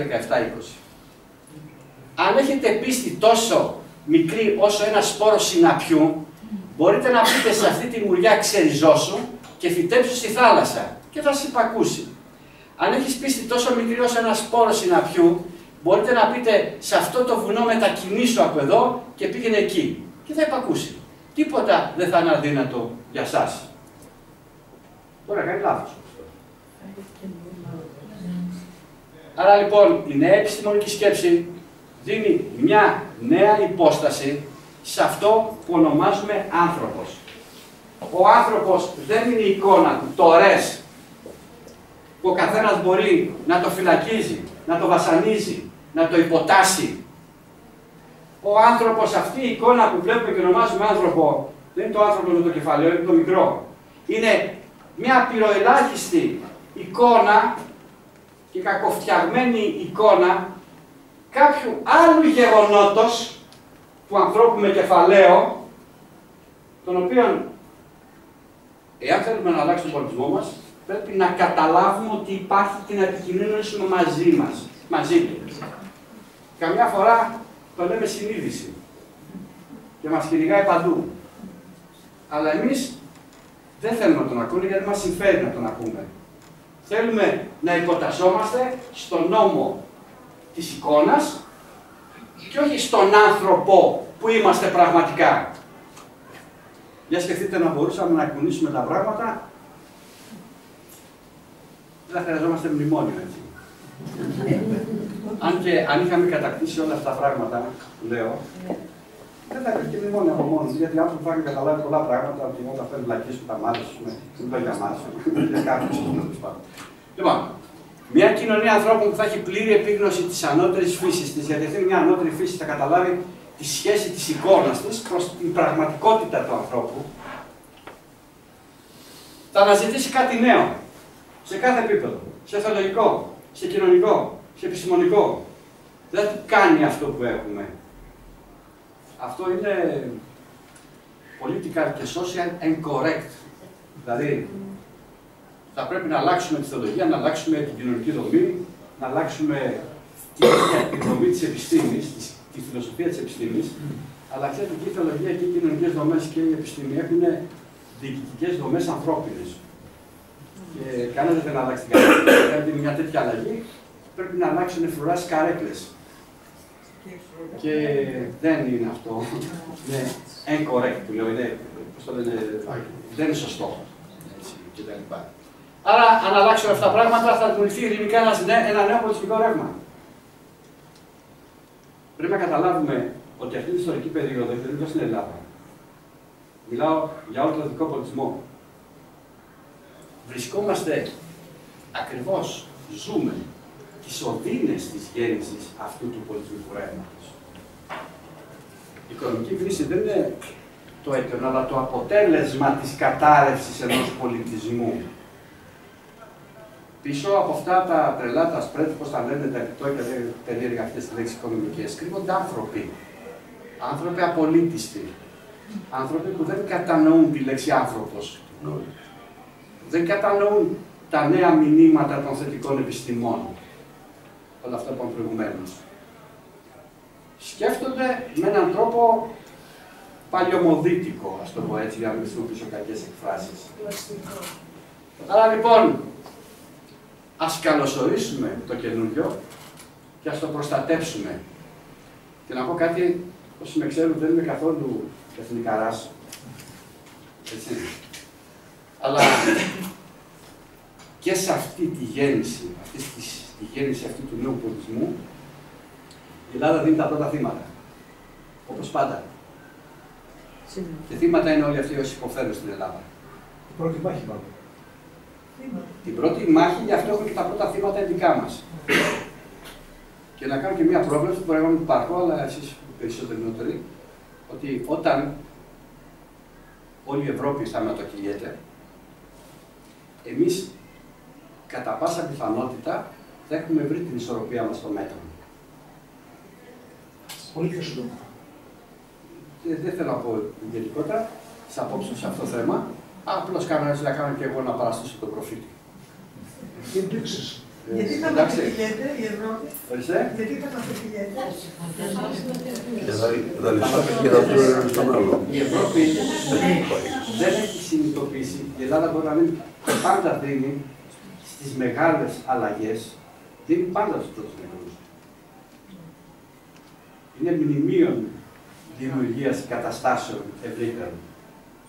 Όταν όλοι υποτάσσονται, αυτοί οι ζουλοί εδώ αντιστέκονται. Και πώς το εξηγείτε αυτό? Για τους Γαλάτες, στο χωριό του Αστερίξ, να καταλάβει όλη η Γαλατεία, εκτός λέει ένα μικρό χωριό, που έπαιρνε το μαγικό φίλτρο. Αυτό που λέμε ότι έχουμε υποταχθεί, είμαστε λέει του καναπέ κλπ. Απλούστατα, αυτό το λένε εκείνοι, οι τζοπάνιδες, που δεν μπαίνουν στη στάνη τους. Γιατί για αυτούς η ελευθερία είναι υποταγή στα κελέσματα του τζοπάνι.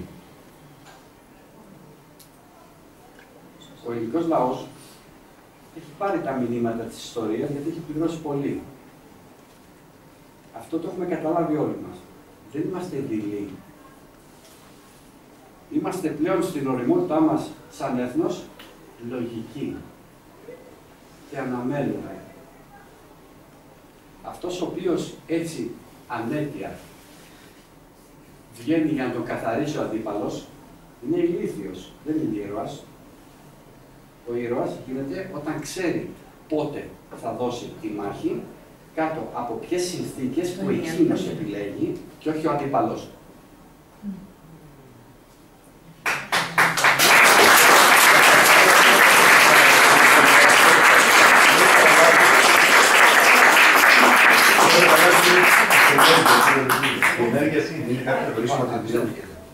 Αυτό που μας βάζουμε μέσα στο μυαλό μας είναι ότι είναι της ύλης και της ενέργειας. Είναι ένα γεγονός αυτό, επιστημονικό, αποδεδειγμένο, έτσι έχουμε μια στήρα αντίληψη για αυτό το πράγμα. Αυτό είναι ψέματα. Δηλαδή, η έννοια ενέργεια και ύλη είναι δύο φιλοσοφικά κατηγορήματα που κανένας δεν μπορεί να αποδείξει την ύπαρξή τους. Τι κάνουν? Αυτά τα φιλοσοφικά κατηγορήματα, άνοιξα ένα λεξικό, θα το αφήσω όλο, δεν είναι τίποτα δικά μου. Λοιπόν, αυτά τα φιλοσοφικά κατηγορήματα δημιουργούν δευτερογενή φαινόμενα, που λέμε ιδιότητες που κάνουν αυτά. Μια ιδιότητα του φιλοσοφικού κατηγορήματος ύλη είναι η μάζα, το βάρος, η πυκνότητα ελοενέργειας. Αυτά είναι δευτερογενή φαινόμενα, ιδιότητες του φιλοσοφικού γεγονότος που λέγεται ύλη. Άρα, όταν λες 10 γραμμάρια, δεν είναι 10 γραμμάρια ύλης, είναι 10 γραμμάρια μάζας. Οι έννοιες μάζα και ύλη δεν έχουν καμία σχέση. Το ένα είναι η ιδιότητα και το άλλο είναι φιλοσοφικό κατηγορήμα. Δηλαδή, οπότε μάζα είναι η ιδιότητα της ύλης. Είναι η ιδιότητα της ύλης που μετράμε. Το ίδιο είναι και η ενέργεια. Η ενέργεια, πρόσεχε, είναι φιλοσοφικό κατηγόρημα. Η ενέργεια υλοποιείται, την αντιλαμβανόμαστε μέσω ιδιωτήτων δευτερογενώς. Γι' αυτό λες ηλεκτρική ενέργεια. Την προσδιορίζεις.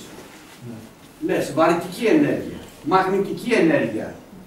Να σου δώσω να καταλάβεις, αν έχω ένα μαγνήτη και τον αφήσω εδώ. Και θα πετάξω κομματάκια ξύλο. Αντιλαμβάνομαι ότι αυτό είναι μαγνήτης. Όμως εδώ υπάρχει ενέργεια. Δεν την αντιλαμβάνουμε την ενέργεια αυτή, ενώ υπάρχει ενέργεια. Είναι φιλοσοφικό κατηγόρημα η ενέργεια. Αυτή η ενέργεια, πρόσεξε, είναι μια φιλοσοφική ιδέα, μια φιλοσοφική έννοια. Που σε διάφορους πολιτισμούς και σε διάφορες περιόδους της δίνουν διαφορετική σημασία. Μάλλον διαφορετικό ενοιολογικό περιεχόμενο, για να κυριολεκτήσω. Συμφωνεί, πρόσεξε δηλαδή. Εδώ πέρα έχει μαγνήτη. Η ενέργεια που βρίσκεται εδώ γύρω της είναι φιλοσοφική έννοια. Πού ξέρεις, μπορεί να σου πω ότι εδώ υπάρχει ενέργεια. Το ξέρεις. Εμείς το είπαμε, μπορεί και να είναι φιλοσοφία αυτό. Εάν βάλω ένα κατάλληλο υπόθεμα, τι κάνει? Το αποθεί, το έλκει. Εγώ βλέπω την άποση και την έλξη. Δεν βλέπω την ενέργεια. Δηλαδή αυτό που αποθεί και έλκει είναι η ενέργεια. Αυτό της κίνησης είναι αποτέλεσμα της ενέργειας που υπάρχει εδώ. Άρα αντιλαμβάνουμε την ενέργεια που υπάρχει εδώ γύρω μέσω της κίνησης. Την ίδια την ενέργεια δεν μπορώ όμως να την αντιληφθώ. Εσένα, εσύ είσαι καπηλό. Πού γιατί το καταλαβαίνω, τι δεν καταλαβαίνεις. Πώς θα ορίζαμε την η ενέργεια είναι η καπηλότητα κάποιου. Όχι, σου είπα είναι φιλοσοφική έννοια. Δεν αποδεικνύεται πειραματικά η ύπαρξη ενέργειας, παρά μόνο αν εκδηλωθεί μέσω δευτερογενών φαινομένων. Δεν μπορώ να κάνω ένα πείραμα για να δω την ενέργεια, να το μετρήσω απευθείας. Αυτό όμως που είπαμε πριν με τα γράμματα, ότι η ενέργεια του Α, ας πούμε, μετρήσαμε την ενέργεια αυτή δευτερογενώς. Όταν σκέφτομαι Α, το κεφάλι μου εκπέμπει ένα σήμα ενεργειακό. Πρόσεξε, το ενεργειακό σήμα το παίρνει ένας παλμογράφος και του κάνει ένα έτσι. Το κατάλαβες τι γίνεται. Εγώ δεν μπορώ να δω την ενέργεια. Την εικόνα στο παλμογράφο κάνει ένα έτσι. Αυτό το σήμα τι είναι κάποιο σηματίδια που φεύγουν. Ενέργεια είναι. Τίποτα δεν ξέρεις τι είναι. Ψητρόνια λέτε. Δηλαδή. Είναι κάτι μετρήσιμο για το πιάνο. Όχι, δεν είναι μετρήσιμο. Επειδή έχουμε συνηθίσει όλα να τα κάνουμε ύλη και να τα κάνουμε σωμάτια. Άρα η αντίληψη κλασική είναι αφού υπάρχει ενέργεια πρέπει να υπάρχει και σωμάτιο.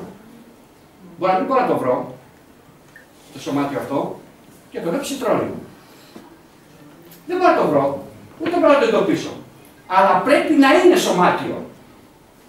Είναι μια στήρα δυτική νοοτροπία, τώρα πρέπει να είναι ένα μικρό υλικό αντικείμενο, δηλαδή βαρύτητα. Η βαρύτητα είναι ενέργεια. Μας έχει κολλήσει πρέπει να υπάρχει βαρυτόνιο. Υπάρχει ένα στοιχειώδες σωμάτιο που να φέρει την ιδιότητα της ύλης. Δεν έχω δει τα βαρυτόνια. Βαρύτητα έχουμε όμως. Μπορώ να καταλάβω ότι η βαρύτητα είναι μια ιδιότητα που δεν φέρεται πάντα στη σωμάτια, γιατί στο σύμπαν δεν έχουμε μεμονωμένα κομματάκια, δηλαδή το Higgs. Δεν το βρήκανε. Να εξηγηθώ. Δεν ξέρω. Θα σου πω το εξής.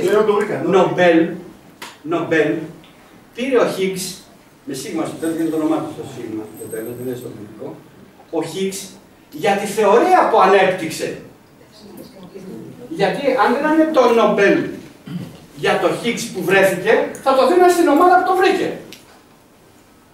Βρήκαμε, λέει, κάτι σαν το Higgs.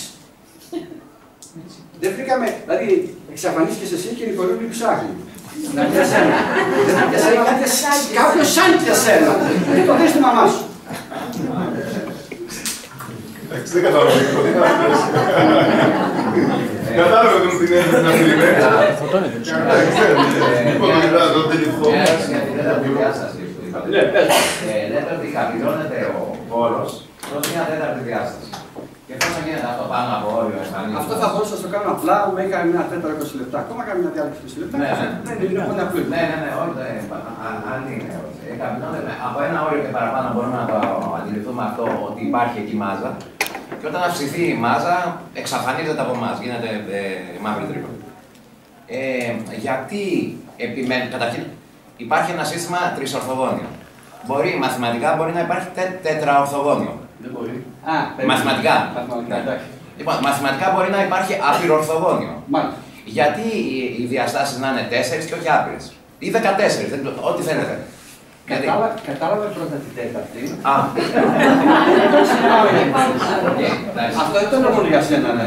Το λέω για όλους μας. Εδώ πέρα βλέπεις ότι όταν αναφέρεις τέταρτη διάσταση, σηκώνει όλοι απάνω και λένε αυτό είναι μεταφυσική. Λοιπόν, μια κοινωνία, ένας πολιτισμός, ο οποίος δεν αφομοιώσει το ελάχιστον, έτσι, υπάρχει το αριστερό και το χορδό. 11 διαστάσεις. Ακριβώς. Ναι, αλλά το πρόβλημα ξέρεις ποιο είναι. Ότι αυτά που σου λέω μέχρι την τέταρτη, μπορώ να στα αποδείξω πειραματικά. Τα είναι θεωρία. Μια θεωρία κομψή, όμορφη σε μαθηματικό επίπεδο, η οποία δεν έχει κανένα πειραματικό αντίστοιχο. Ξέρεις ποια είναι η λογική μου, θα σου πω ποια είναι η απάτη μου. Προσέξτε. Θέλουμε να αλλάξουμε την κοινωνία. Πρέπει να την εμπλουτίσουμε με καινούργια γνώση που την οδηγεί σε άλλα σκεπτικά. Ωραία. Δεν μπορούμε πρώτα τους ανθρώπους να τους κάνουμε φιλόσοφους και κατόπιν να τους πούμε την αλήθεια. Να τους δώσουμε πρώτα διδακτορικό και μετά να τους δώσουμε το χαρτί του γυμνασίου.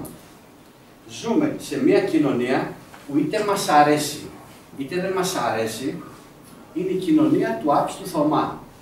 Επί των τύπων των ύλων. Εάν δεν δει απόδειξη και πείραμα, δεν πιστεύει τίποτα. Δεν είπα ότι καλό ή κακό. Είπα ότι αυτή είναι. Όταν θέλουμε να αλλάξουμε την κοινωνία, θα την αποδεχτούμε όπως είναι. Αρχίζοντας από εκεί που είναι η κοινωνία. Και θα προχωρήσουμε παραπέρα. Με πείραμα. Δεν είναι κακό η κοινωνία αυτή που θέλει το πείραμα. Εδώ είναι ο Χριστός. Δεν απέρριψε το Θωμά να του πει: «Τι δεν φεύγει από εδώ», επειδή του ζήτησε. Του είπε: «Έλα Κούμπα». Δεν τον έβρισε, δεν τον απέρριψε. Συμφωνεί. Οπότε και εμείς, ασχέτως στο επίπεδο της γνώσης μας, δεν πρέπει να απορρίπτουμε τον συνάνθρωπό μας πιθανότατα γιατί δεν είναι φιλοσοφημένος, δεν ξέρει τον Πλάτωνα, τον Αριστοτέλη κτλ. Είναι κομμάτι του σύμπαντος. Έχουμε υποχρέωση να τον πάρουμε από εκεί που είναι και όχι από εκεί που θα θέλαμε να είναι, να τον οδηγήσουμε κάπου. Με ποιο τρόπο? Τον τρόπο που καταλαβαίνει, τον τρόπο του πειράματος. Άρα γι' αυτό που σας λέω εδώ, είναι μόνο όσα μπορώ να αποδείξω πειραματικά. Εάν καταλάβουμε και επεκτείνουμε όλα αυτά που έτσι εντάχει είπαμε σήμερα, αν μπορούσαμε να το κάνουμε, θα έχει αλλάξει κατά 360 μοίρες, 360 μοίρες θα ξαναγυρίσει το ίδιο, κατά 180 μοίρες, θα ξαναγυρίσει το ίδιο. Κατά 180 μοίρες θα έχει αλλάξει η ροή της ιστορίας και του πολιτισμού. Όταν κατακτήσουμε αυτά, φτιάξουμε την κοινωνία σε κοινωνικό, κοινωνικοπολιτικό, θεολογικό και επιστημονικό επίπεδο έτσι, τότε πιθανότατα να μπορεί να καταλάβει και άλλα πράγματα. Αυτό μπορεί να μην το δουν τα εγγόνια σου. Οι αλλαγές οι μεγάλες δεν διαρκούν τριετές μνημόνιων, τετραετές, πενταετές, δεκαετές. Το καταλαβαίνεις. Αλλά η μάχη για την αλλαγή είναι αρχίσει τώρα. Γιατί κάθε γενιά την αφήνει για την επόμενη. Και ποτέ δεν γίνεται μια αλλαγή πολιτισμική. Δηλαδή από την αρχή του 20ου αιώνα ξέρουν τα περισσότερα από αυτά που σου λέω. Περάσανε 100 χρόνια και δεν διδάσκουμε στο πανεπιστήμιο. 100 χρόνια. Είναι πολιτικό θέμα βασικά, έτσι. Βασικά. Είναι πολιτισμικό. Ξέρεις, εδώ και στην Ελλάδα ακόμα, την πατρίδα του πολιτισμού, έχουμε μια ψεύτικη, μια σαφή έννοια τι είναι πολιτισμός. Αυτό είναι να φτιάξουμε ένα Υπουργείο Πολιτισμού. Μα δεν είναι Υπουργείο Πολιτισμού, είναι Υπουργείο Καλλιτεχνικής Δημιουργίας. Το Υπουργείο. Ο πολιτισμός είναι σε κάθε έκφραση της ζωής μας. Στην οικογενειακή ζωή, στη συζυγική ζωή, στη ζωή στο γραφείο, στον δρόμο που περπατάμε, φτύνουμε κάτω, πετάμε χαρτιά. Δηλαδή, κάθε έκφρασή μας φερόμαστε στα ζώα, στη φύση. Δηλαδή, με καταλαβαίνεις, είναι πολιτισμός. Ο πολιτισμός διατρέχει όλη την κοινωνία των ανθρώπων. Δεν έχει ένα υπουργείο. Δηλαδή, δεν κατάλαβα, επειδή πήρε ένας 100.000 και βγαίνει και μου τραγουδάει, μου προσφέρει πολιτισμό. Μα αυτοί που καίγανε τους Εβραίους μέσα στους φούρνους, γυρνάγανε και ακούγανε Βάγνερ. Πήγαιναν στην όπερα, χαϊδεύαν τα παιδάκια, είχαν τα σκυλάκια τους. Με καταλαβαίνεις τι να σου πω. Και η Υπουργείο Δημοκρατίας. Υπουργείο Δημοκρατίας, βέβαια. Θα μας φτιάξει. Γενικότερα, βάζω ακραία παραδείγματα για να σκεφτείτε εσείς ότι ούτε μία ακραίο. Να ρωτήσω. Κάποιος θα δίνει το λόγο για το λόγο. Αν καταλάβα καλά, δεν υπάρχει περιέχον και περιεχόμενο. Όχι. Όλος ο χώρος που λέμε χώρος είναι αυτή η σούπα, ας το πούμε, ενέργειας. Έχει περίεργες ιδιότητες. Είναι πολύ εύκολο να τα πούμε αυτά τα πράγματα. Δηλαδή, αυτό το σύμπαν έχει περίεργες ιδιότητες. Δηλαδή, δεν έχει μέσα και έξω. Ωραία. Ούτε μερίζεται, ούτε διαμερίζεται. Κάθε μερισμός είναι αποτέλεσμα της ανθρώπινης φυσιολογίας. Ωραία. Αυτή, δηλαδή τα σωμάτια που λέμε, ουσιαστικά είναι καπηλώσεις. Ναι. Ωραία. Και η κίνηση μέσα εκεί, ουσιαστικά είναι η κίνηση μεταφορά ιδιωτήτων. Όχι. Μπράβο, ναι. Έτσι, άρα έχω μια ροή πληροφορίας Η μέσα. μεταφορά, προσέξτε, η μεταφορά πληροφορίας δεν συνιστά κίνηση. Ναι, αυτό που βλέπω εγώ σαν κίνηση. Μπράβο. Δηλαδή, θέλω να πω το εξής. Ότι ξεχάστε την κλασική φυσική που μαθαίνουμε στο σχολείο μας. είναι πάρα πολύ καλή και μας κάνει καλή ζωή. Χωρίς αυτή τη φυσική δεν θα είχαμε την τεχνολογία που έχουμε σήμερα. Θα πηγαίνουμε να πάμε με το γάιδα. Να πας να δεις το παιδί στην Αμερική, δεν θα μπορείς να παρακολουθείς. Δεν θα είχαμε όλες αυτές τις διευκολύνσεις που έχουμε στη ζωή μας. Δεν την απορρίπτουμε. Αλλά εάν θέλουμε να δούμε έννοιες συνολικές όπως είναι του σύμπαντος, όπως είναι του ανθρώπου, τότε ούτε οι γεωμετρίες που έχουν τα μαθηματικά που έχουν μας κάνουν, τα παλιά εννοώ, η ευκλήδα γεωμετρία κλπ., ούτε μας κάνει και η φυσική του νεύτωνα που μαθαίνουμε ακόμη και στο πανεπιστήμιο χωρίς να κάνουμε τίποτα άλλο. Δηλαδή, αυτή η εξίσωση που σας έδειξα είναι μια βασική εξίσωση της γενικής θεωρίας σχετικότητας και από εκεί απορρέει όλο το καινούργιο. Λοιπόν, στα ελληνικά πανεπιστήμια, στα τμήματα φυσικής, μαθηματικών κτλ. Τα αντίστοιχα, δεν διδάσκεται η γενική θεωρία σχετικότητας ποτέ. Έξω διδάσκεται. Δηλαδή, είναι η κυρίαρχη φυσική θεωρία, όχι ακριβώς αυτή που πάει Einstein, αλλά και οι προεκτάσεις που τις δώσαν οι νεότεροι και οι διερεύνησεις που κάνουν πάνω στις βασικές έννοιες που έδωσε Einstein. Και για να καταλάβετε ότι δεν είναι τόσο αθώο το πράγμα. Κάποιοι καταλαβαίνουν ότι αυτό είναι μείον για τα ελληνικά πανεπιστήμια και τι κάνουν. Αν δείτε το πρόγραμμα του πανεπιστημίου, υπάρχει η γενική θεωρία σχετικότητας μέσα στο διδάσκεται. Αλλά για να τη διδαχθεί κάποιος φοιτητής θα πρέπει να επιλέξει σαν κατεύθυνση την κατεύθυνση αστρονομία, αστροφυσική, μηχανική του τομέα στην Αθήνα, λέω. Και αν διαλέξει αυτή την κατεύθυνση, δίνει τη δυνατότητα στο φοιτητή να επιλέξει προαιρετικά ένα μάθημα μεταξύ γενική θεωρία της σχετικότητας, ψυχολογία, παιδαγωγικά και ιστορία και φιλοσοφία των επιστημών. Ποιος φοιτητής μου δεν θα πάρει τη γενική θεωρία σχετικότητας που αν δώσει 100 φορές και να την περάσει, θα πάρει μια ιστορία και φιλοσοφία των επιστημών, θα πάρει και 10 φορές, να διαβάσει 10 μέρες να περάσει με μεγάλο βαθμό.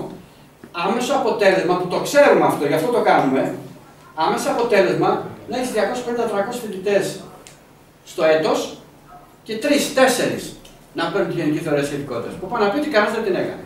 Και αυτό δεν σημαίνει τώρα, σημαίνει από πάντοτε. Και όταν έρθει λοιπόν να μας αξιολογήσουν στην Ευρώπη, θα πούμε αυτό η Τρόικα. Που θα υποβαθμίσει τα τμήματα φυσικής στην Ελλάδα. Θα σου πει πού πάτε, ρε παιδιά. Είστε στον 21ο αιώνα και εδώ και 50 χρόνια δεν έχει διδαχθεί κανένας Έλληνας στη γενική θεωρία σχετικότητας. Για να επιβιώσετε, πιάστε οποιοδήποτε φοιτητή του φυσικού και μεγαλύτερο σε ηλικία και όποτε θέλετε και ρωτήστε όταν είναι αλήθεια αυτό που σας λέω. Η καμπύλωση πώς δημιουργείται, ποιο είναι το αίτιο της καμπύλωσης? Μάζα. Είναι άλλο διάλεξη. Αν κατάλαβα καλά, δεν κατάλαβα δεν μπορώ. Έχει γίνει υποκατάσταση της ενίας του χρόνου με την έννοια της πνεύμωσης. Αν κατάλαβα. Δεν υπάρχει χρόνος στο σύλλογο. Δεν υπάρχει σαν έννοια ο χρόνος. Δεν μιλάμε για χρόνο πλέον, μιλάμε για στρέβλωση. Μιλάμε για αυτό που είπατε, τη στρέβλωση, θα την πω λίγο πιο σωστά, μιλάμε για καμπύλωση. Για καμπύλωση, ναι. Εντάξει, αυτό το κατάλαβα τι είπατε. Μιλάμε για καμπύλωση. Ναι. Άρα έχουμε στη θέση του χρόνου την καμπύλωση, που σημαίνει ότι και στη μία και στην άλλη περίπτωση, ό,τι μου αρέσει εμένα, είτε η καμπύλωση είτε ο χρόνος, χρειαζόμαστε για να αποδεχθούμε την έννοια του χώρου κάτι άλλο που είναι από τις τρεις πέρα των τριών διαστάσεων. Όπως και να το πάρουμε. Λοιπόν, απλώς κάνω μία παραπομπή στον Τίμεο, ο οποίος μας λέει το εξής ο Πλάτων, ότι για να έχουμε χώρο πρέπει να έχουμε δύο μεσότητες. Τώρα το τι είναι μεσότητα δεν το συζητήσουμε. Άμα δεν το συζητήσουμε, δεν μπορούμε να το καταλάβουμε. Θέλω να πω είναι μεγάλη ιστορία. Και μην νομίζετε για αυτά που σας λέω εγώ. Πίσω από κάθε λέξη που λέω κρύβεται πάλι μια μεγάλη ιστορία. Δεν είναι τόσο, ας πούμε, η ιστορία, τόσο εκεί κτλ. Δεν έχετε άδικο. Θέλω να μου βάζει το διάλογο μέσα μου. Κοιτάξτε να τι γίνει. Ο χώρος του σύμπαντος όντως, ας πούμε είναι 4 διαστάσεων, πάντοτε δεν είναι 3. 4 διαστάσεων. Η ανθρώπινη φυσιολογία έχει την ιδιότητα να κόβει, θα σας εξηγήσω πώς, να κόβει μικρά κομματάκια αυτού του χώρου που δεν είναι ευκλήριος ούτε είναι τριών διαστάσεων. Η ιδιότητα αυτού του χώρου, θα σας πω και πραγματικά παραδείγματα που βλέπουμε γύρω μας. Αυτός ο μικρός χώρος, όταν αποκοπεί από τον μεγάλο, συμπεριφέρεται με μια μεγάλη ακρίβεια σαν ευκλήριος χώρος τριών διαστάσεων. Παράδειγμα απλοϊκό. Η γη είναι επίπεδη? Όχι. Αν κόψουμε όμως ένα μικρό κομματάκι της γης, θεωρείται επίπεδο. Δηλαδή εσείς βλέπετε τον ορίζοντα και τον βλέπετε επίπεδο. Είναι επίπεδος? Όχι. Αν πάρω μια μεγάλη περιφέρεια κύκλου και κόψω ένα μικρό τόξο, ένα μικρό κομματάκι της, θα το πείτε ότι είναι ευθύγραμμο τμήμα. Αν δεν είναι ευθύγραμμο, είναι καπήλο. Με την ίδια λογική ότι αυτό ο δρόμο, το κομματάκι του δρόμου είναι ευθεία. Μια ευθεία δεν γραμμή είναι. Και ευθεία μόνο γραμμή είναι, αφού είναι πάνω σε μια σφαίρα. Με τον ίδιο τρόπο που κόβουμε ένα μικρό κομματάκι πάνω στην περιφέρεια και το λέμε ευθύγραμμο τμήμα, επάνω στη σφαίρα και το λέμε επίπεδο, με τον ίδιο τρόπο, αν κόψω ένα πολύ μικρό κομματάκι από το χώρο του σύμπαντος που είναι ρήμα, μια άλλη γεωμετρία, τότε οι αισθήσεις μου, η φυσιολογία μου το αντιλαμβάνεται με μια πολύ καλή προσέγγιση σαν έναν ευκλήριος χώρος τριών διαστάσεων.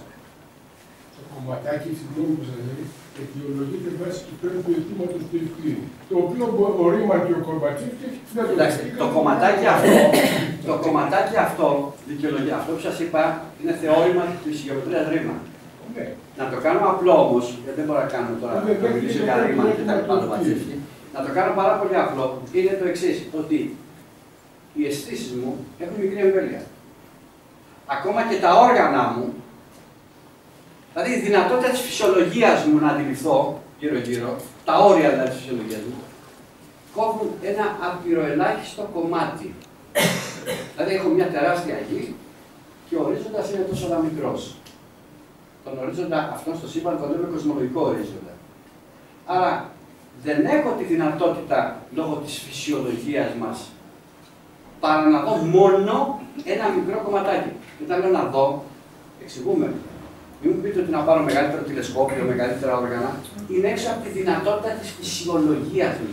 Ό,τι όργανο και να πάρω, ό,τι και να φτιάξω, δεν μπορώ να το αντιληφθώ. Με την λογική ότι δεν μπορώ να αντιληφθώ το καράβι πίσω από τον ορίζοντα, γιατί η καπηλότητα είναι πιο μεγάλη.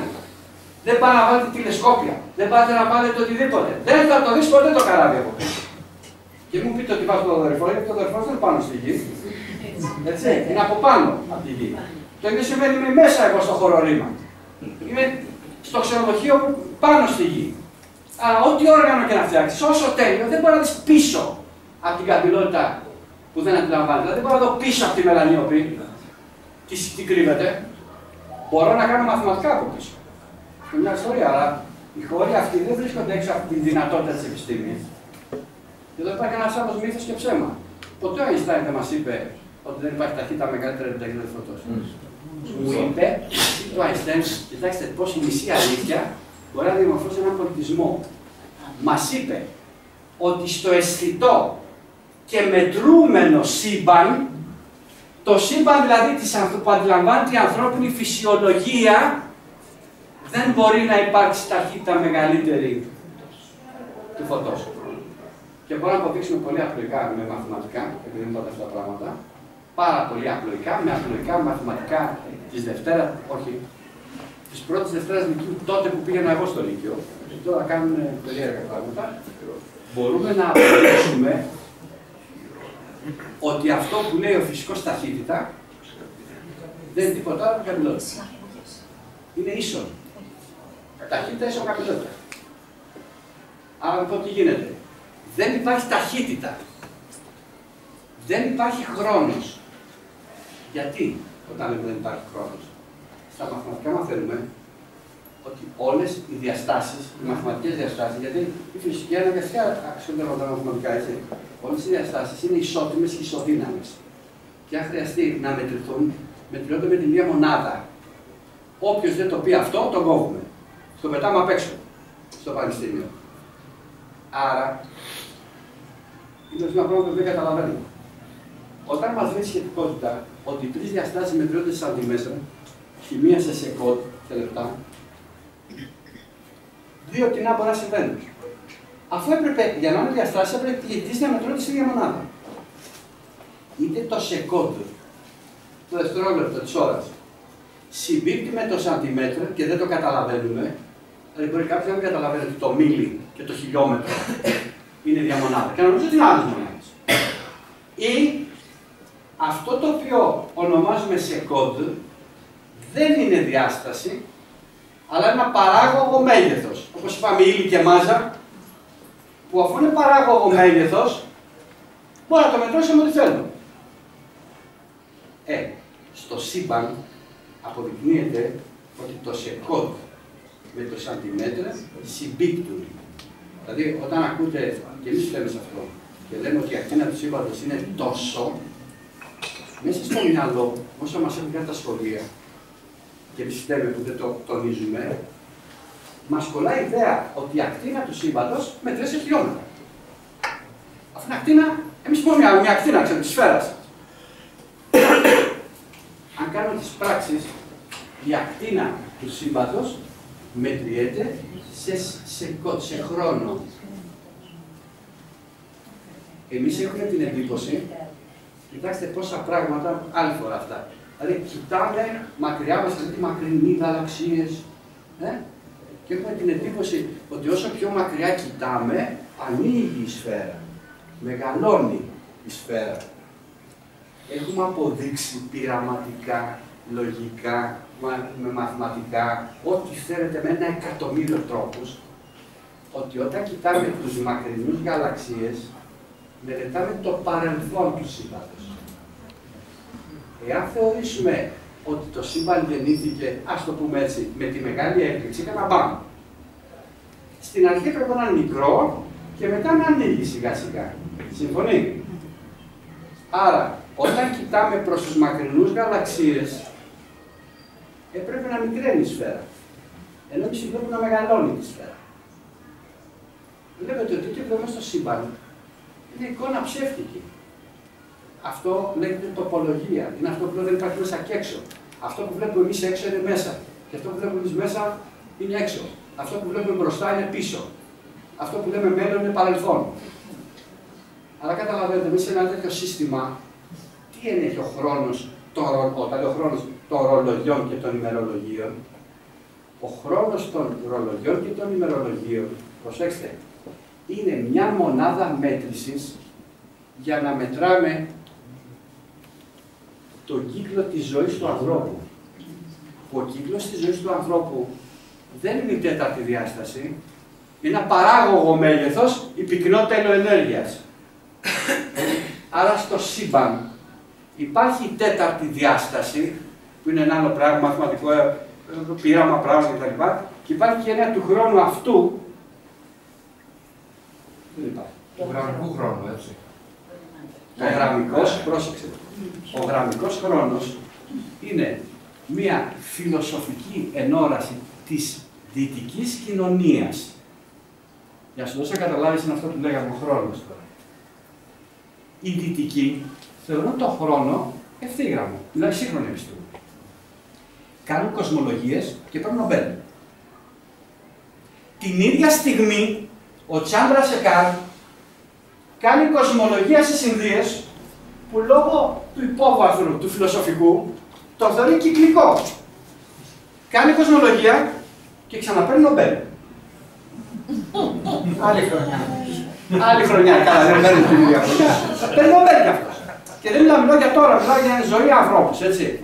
Καταλαβαίνεις λοιπόν ότι η απολογία από τις Ινδίες, της κουλτούρας, ότι είναι κυκλικός, στηρίζεται σε ένα φιλοσοφικό υπόβαθρο. Δεν είναι έτσι, είναι και σε μαθηματικό υπόβαθρο και όλοι το ξέρουμε ότι δεν είναι ευθύγραμμος ο χρόνος. Δεν είναι κλειστός. Το κυκλικό δεν λέει τίποτα. Σπυροειδής μπορεί να είναι. Είναι κλειστή καμπύλη. Αυτό είναι κλειστός, είναι κλειστή καμπύλη. Έτσι. Όπως καταλαβαίνεις, η έννοια του τι είναι ο χρόνος ευθύγραμμος ή κτλ. Είναι φιλοσοφία. Και μια φιλοσοφία και άλλη φιλοσοφία καταλήγει σε αποτέλεσμα που σου φέρει παραπάνω Νομπέλ. Στην ουσία ο χρόνος είναι η επίδραση που έχει η τέταρτη διάσταση στον άνθρωπο. Αυτό είναι. Ο χρόνος αυτός. Ναι. Με το που γυρνάμε. Θυμάστε τι είπα εδώ πέρα. Είπα ότι δεν μπορούμε να καταλάβουμε εμείς την καμπύλωση της διάστασης, της τέταρτης διάστασης, πώς αντιλαμβάνεται ο άνθρωπος. Σαν πυκνότητα. Ωραία. Είπαμε ότι η πυκνότητα είναι ο κύκλος της ζωής του ανθρώπου. Ωραία. Ο άνθρωπος, επειδή κάνει επιστήμια πάρτι του, είπε ότι εγώ θέλω να μετρήσω με κάποιο τρόπο τη ζωή μου. Να ξέρω πότε πρέπει να πεθάνω. Χοντρικά. Άρα δεν πρέπει να έχουμε μια μεζούρα. Άρα τι είπε, η μεζούρα μας σταθερή, δεν πρέπει να μεταβάλλεται. Η μεζούρα είναι ο χρόνος ο δικός μας. Το ένα χρόνο, Είπε ένα έτος, ότι τι είναι το σταθερό, η περιστροφή της γης γύρω από τον άξονα της. Τι άλλο σταθερό, η περιστροφή της γης γύρω από τον ήλιο. Τότε λέγανε του ήλιου γύρω από την γη. Συμφωνεί. Άρα πήρα δύο αυτόκλητες μονάδες για να μετρήσουν τον κύκλο της ζωής του ανθρώπου. Δηλαδή είναι ένα δευτερογενές φαινόμενο. Με κατάλαβες τι γίνεται. Άρα λοιπόν, ας το πάρουμε και λίγο γενικά, έτσι, λογικά και φιλοσοφικά. Μα είναι δυνατόν να μετράω το χρόνο στο σύμπαν με το πώς συμπεριφέρεται το φεγγάρι γύρω από τη γη? Όχι, άρα είναι κάτι άλλο. Δηλαδή, όταν μιλάω πάνω για το έτος του χρόνου, η περιστροφή του χρόνου έχει γύρω από τον ήλιο, δεν έχει καμία σχέση με την περιστροφή της γης. Με κατάλαβες να σου πω. Παιδιά, ξέρω είναι ένα μέτρο καθαρά. Χιλιάδες ερωτήσεις. Δεν μπορούμε να το κρατήσουμε στα μεσάνυχτα. Ανθρωπογεννητική. Παρακαλώ, Σε 20 λεπτά, ένα τεταρτάκι, εγώ θα βγω στο σπίτι μου, στον Πειραιά, στο Πασάκι.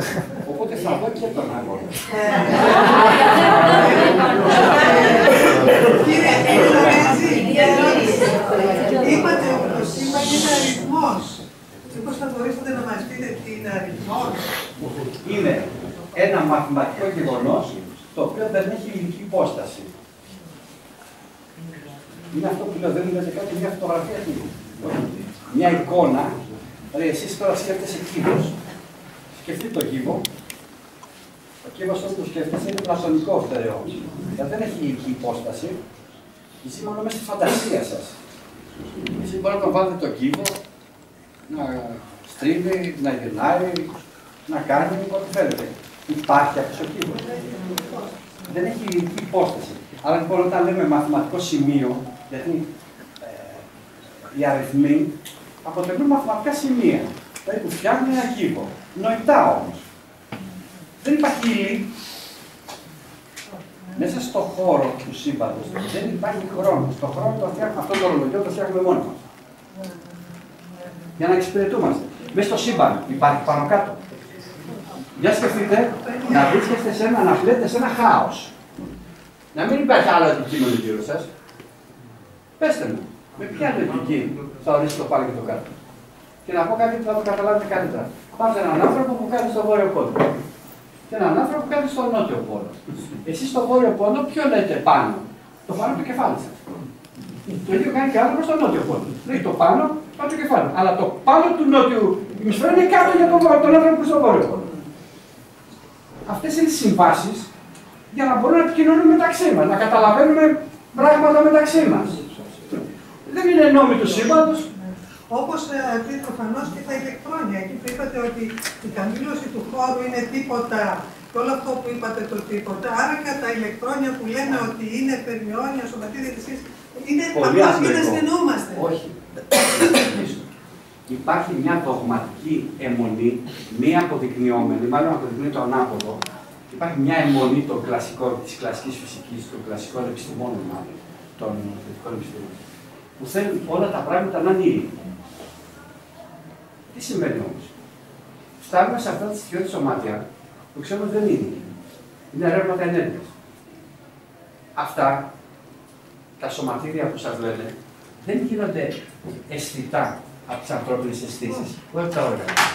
Αυτά τα σωματίδια κινούνται σε χώρους μη ευκλήδιους και παραπάνω από 3 διαστάσεις. Αυτό που κάνουμε, όπως θέλει να πούμε, για να μπορέσω να καταλάβω ένα σωματίδιο που λέμε, δεν μπορώ να το δω, να το ανοιχνεύσω. Τι κάνουμε, φτιάχνουμε ένα υποθετικό πιστόλι. Και λέω θεωρητικά, με βάση τη θεωρία, αυτό το πιστόλι, αν πατήσω τη σκανδάλη, βγάζει σωματίδια. Δεν μπορώ να δω. Άρα πώς θα το ανοιχνεύσω? Λέω θεωρητικά ότι αν είναι σωστή η θεωρία μου, η σκέψη καθαρή δηλαδή, τότε αν γυρίσω το πιστόλι και πυροβολήσω ένα θάλαμο που έχει συγκεκριμένο υλικό μέσα, ένα ρευστό, τότε αν περάσει αυτό το σωματίδιο, πρόσεξε, μέσα από αυτό το θάλαμο με το υγρό, τότε στην τροχιά του επάνω θα δημιουργούν φυσαλίδες. Και αν βάλω και ένα μαγνητικό πεδίο, ένα ηλεκτρικό πεδίο, τότε θα αναγκάσω το σωματίδιο να κάνει σπυροβόλτες και όπου κινείται το σωματίδιο θα μου δίνει φυσαλίδες. Προσέξτε, το ίδιο δεν μπορώ να το δω και το ξέρω. Ανιχνεύω το σωματίδιο μέσω ιδιοτήτων που θεωρητικά έχω προβλέψει ότι πρέπει. Γιατί όμως δεν λέμε ότι δεν υπάρχει υλικό σωματίδιο? Το πείραμα των δύο σχεσμών έφερε ένα προβληματισμό. Ναι. Σαν αυτό που κουβεντιάζουμε τόση ώρα. Βεβαίως. Κι άλλα πολλά. Κι άλλα πολλά. Η Κατερίνα και τελειώνουμε, παιδιά. Πιο πολύ απλή ερώτηση θα σας κάνω. Στο μυαλό μου πώς Όσα να ακούω για αυτές τις ερωτήσεις,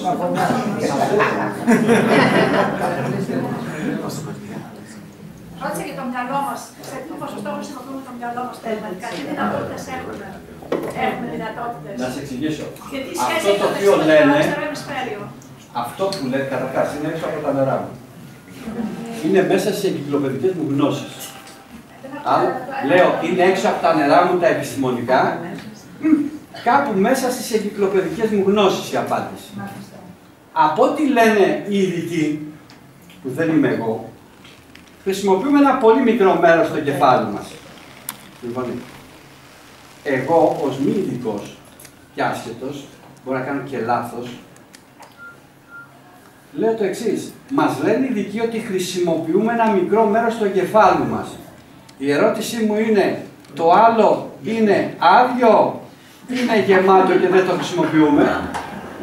Δηλαδή, είναι σωστότερο να λέμε ότι προσπαθούμε, στην επιστήμη λέω, να γνωρίσουμε καινούργια πράγματα ή να θυμηθούμε παλιά πράγματα? Εγώ δεν τα ξέρω αυτά όμως.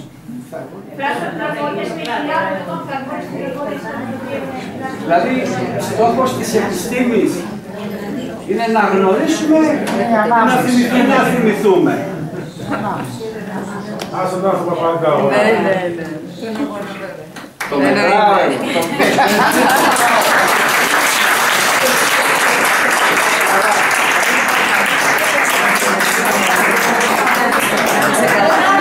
Όπως καταλαβαίνεις, αυτό δεν υπάρχει κανόνα. Εκτός, πρόσεμα, όταν τα πω όλα αυτά τα πράγματα, γιατί μου το λένε και αυτό, δεν είπα ποτέ να αναγνωρίσουμε τον άνθρωπο με αλφα κεφαλαίο και να αγνοήσουμε τον άνθρωπο με αλφα μικρό.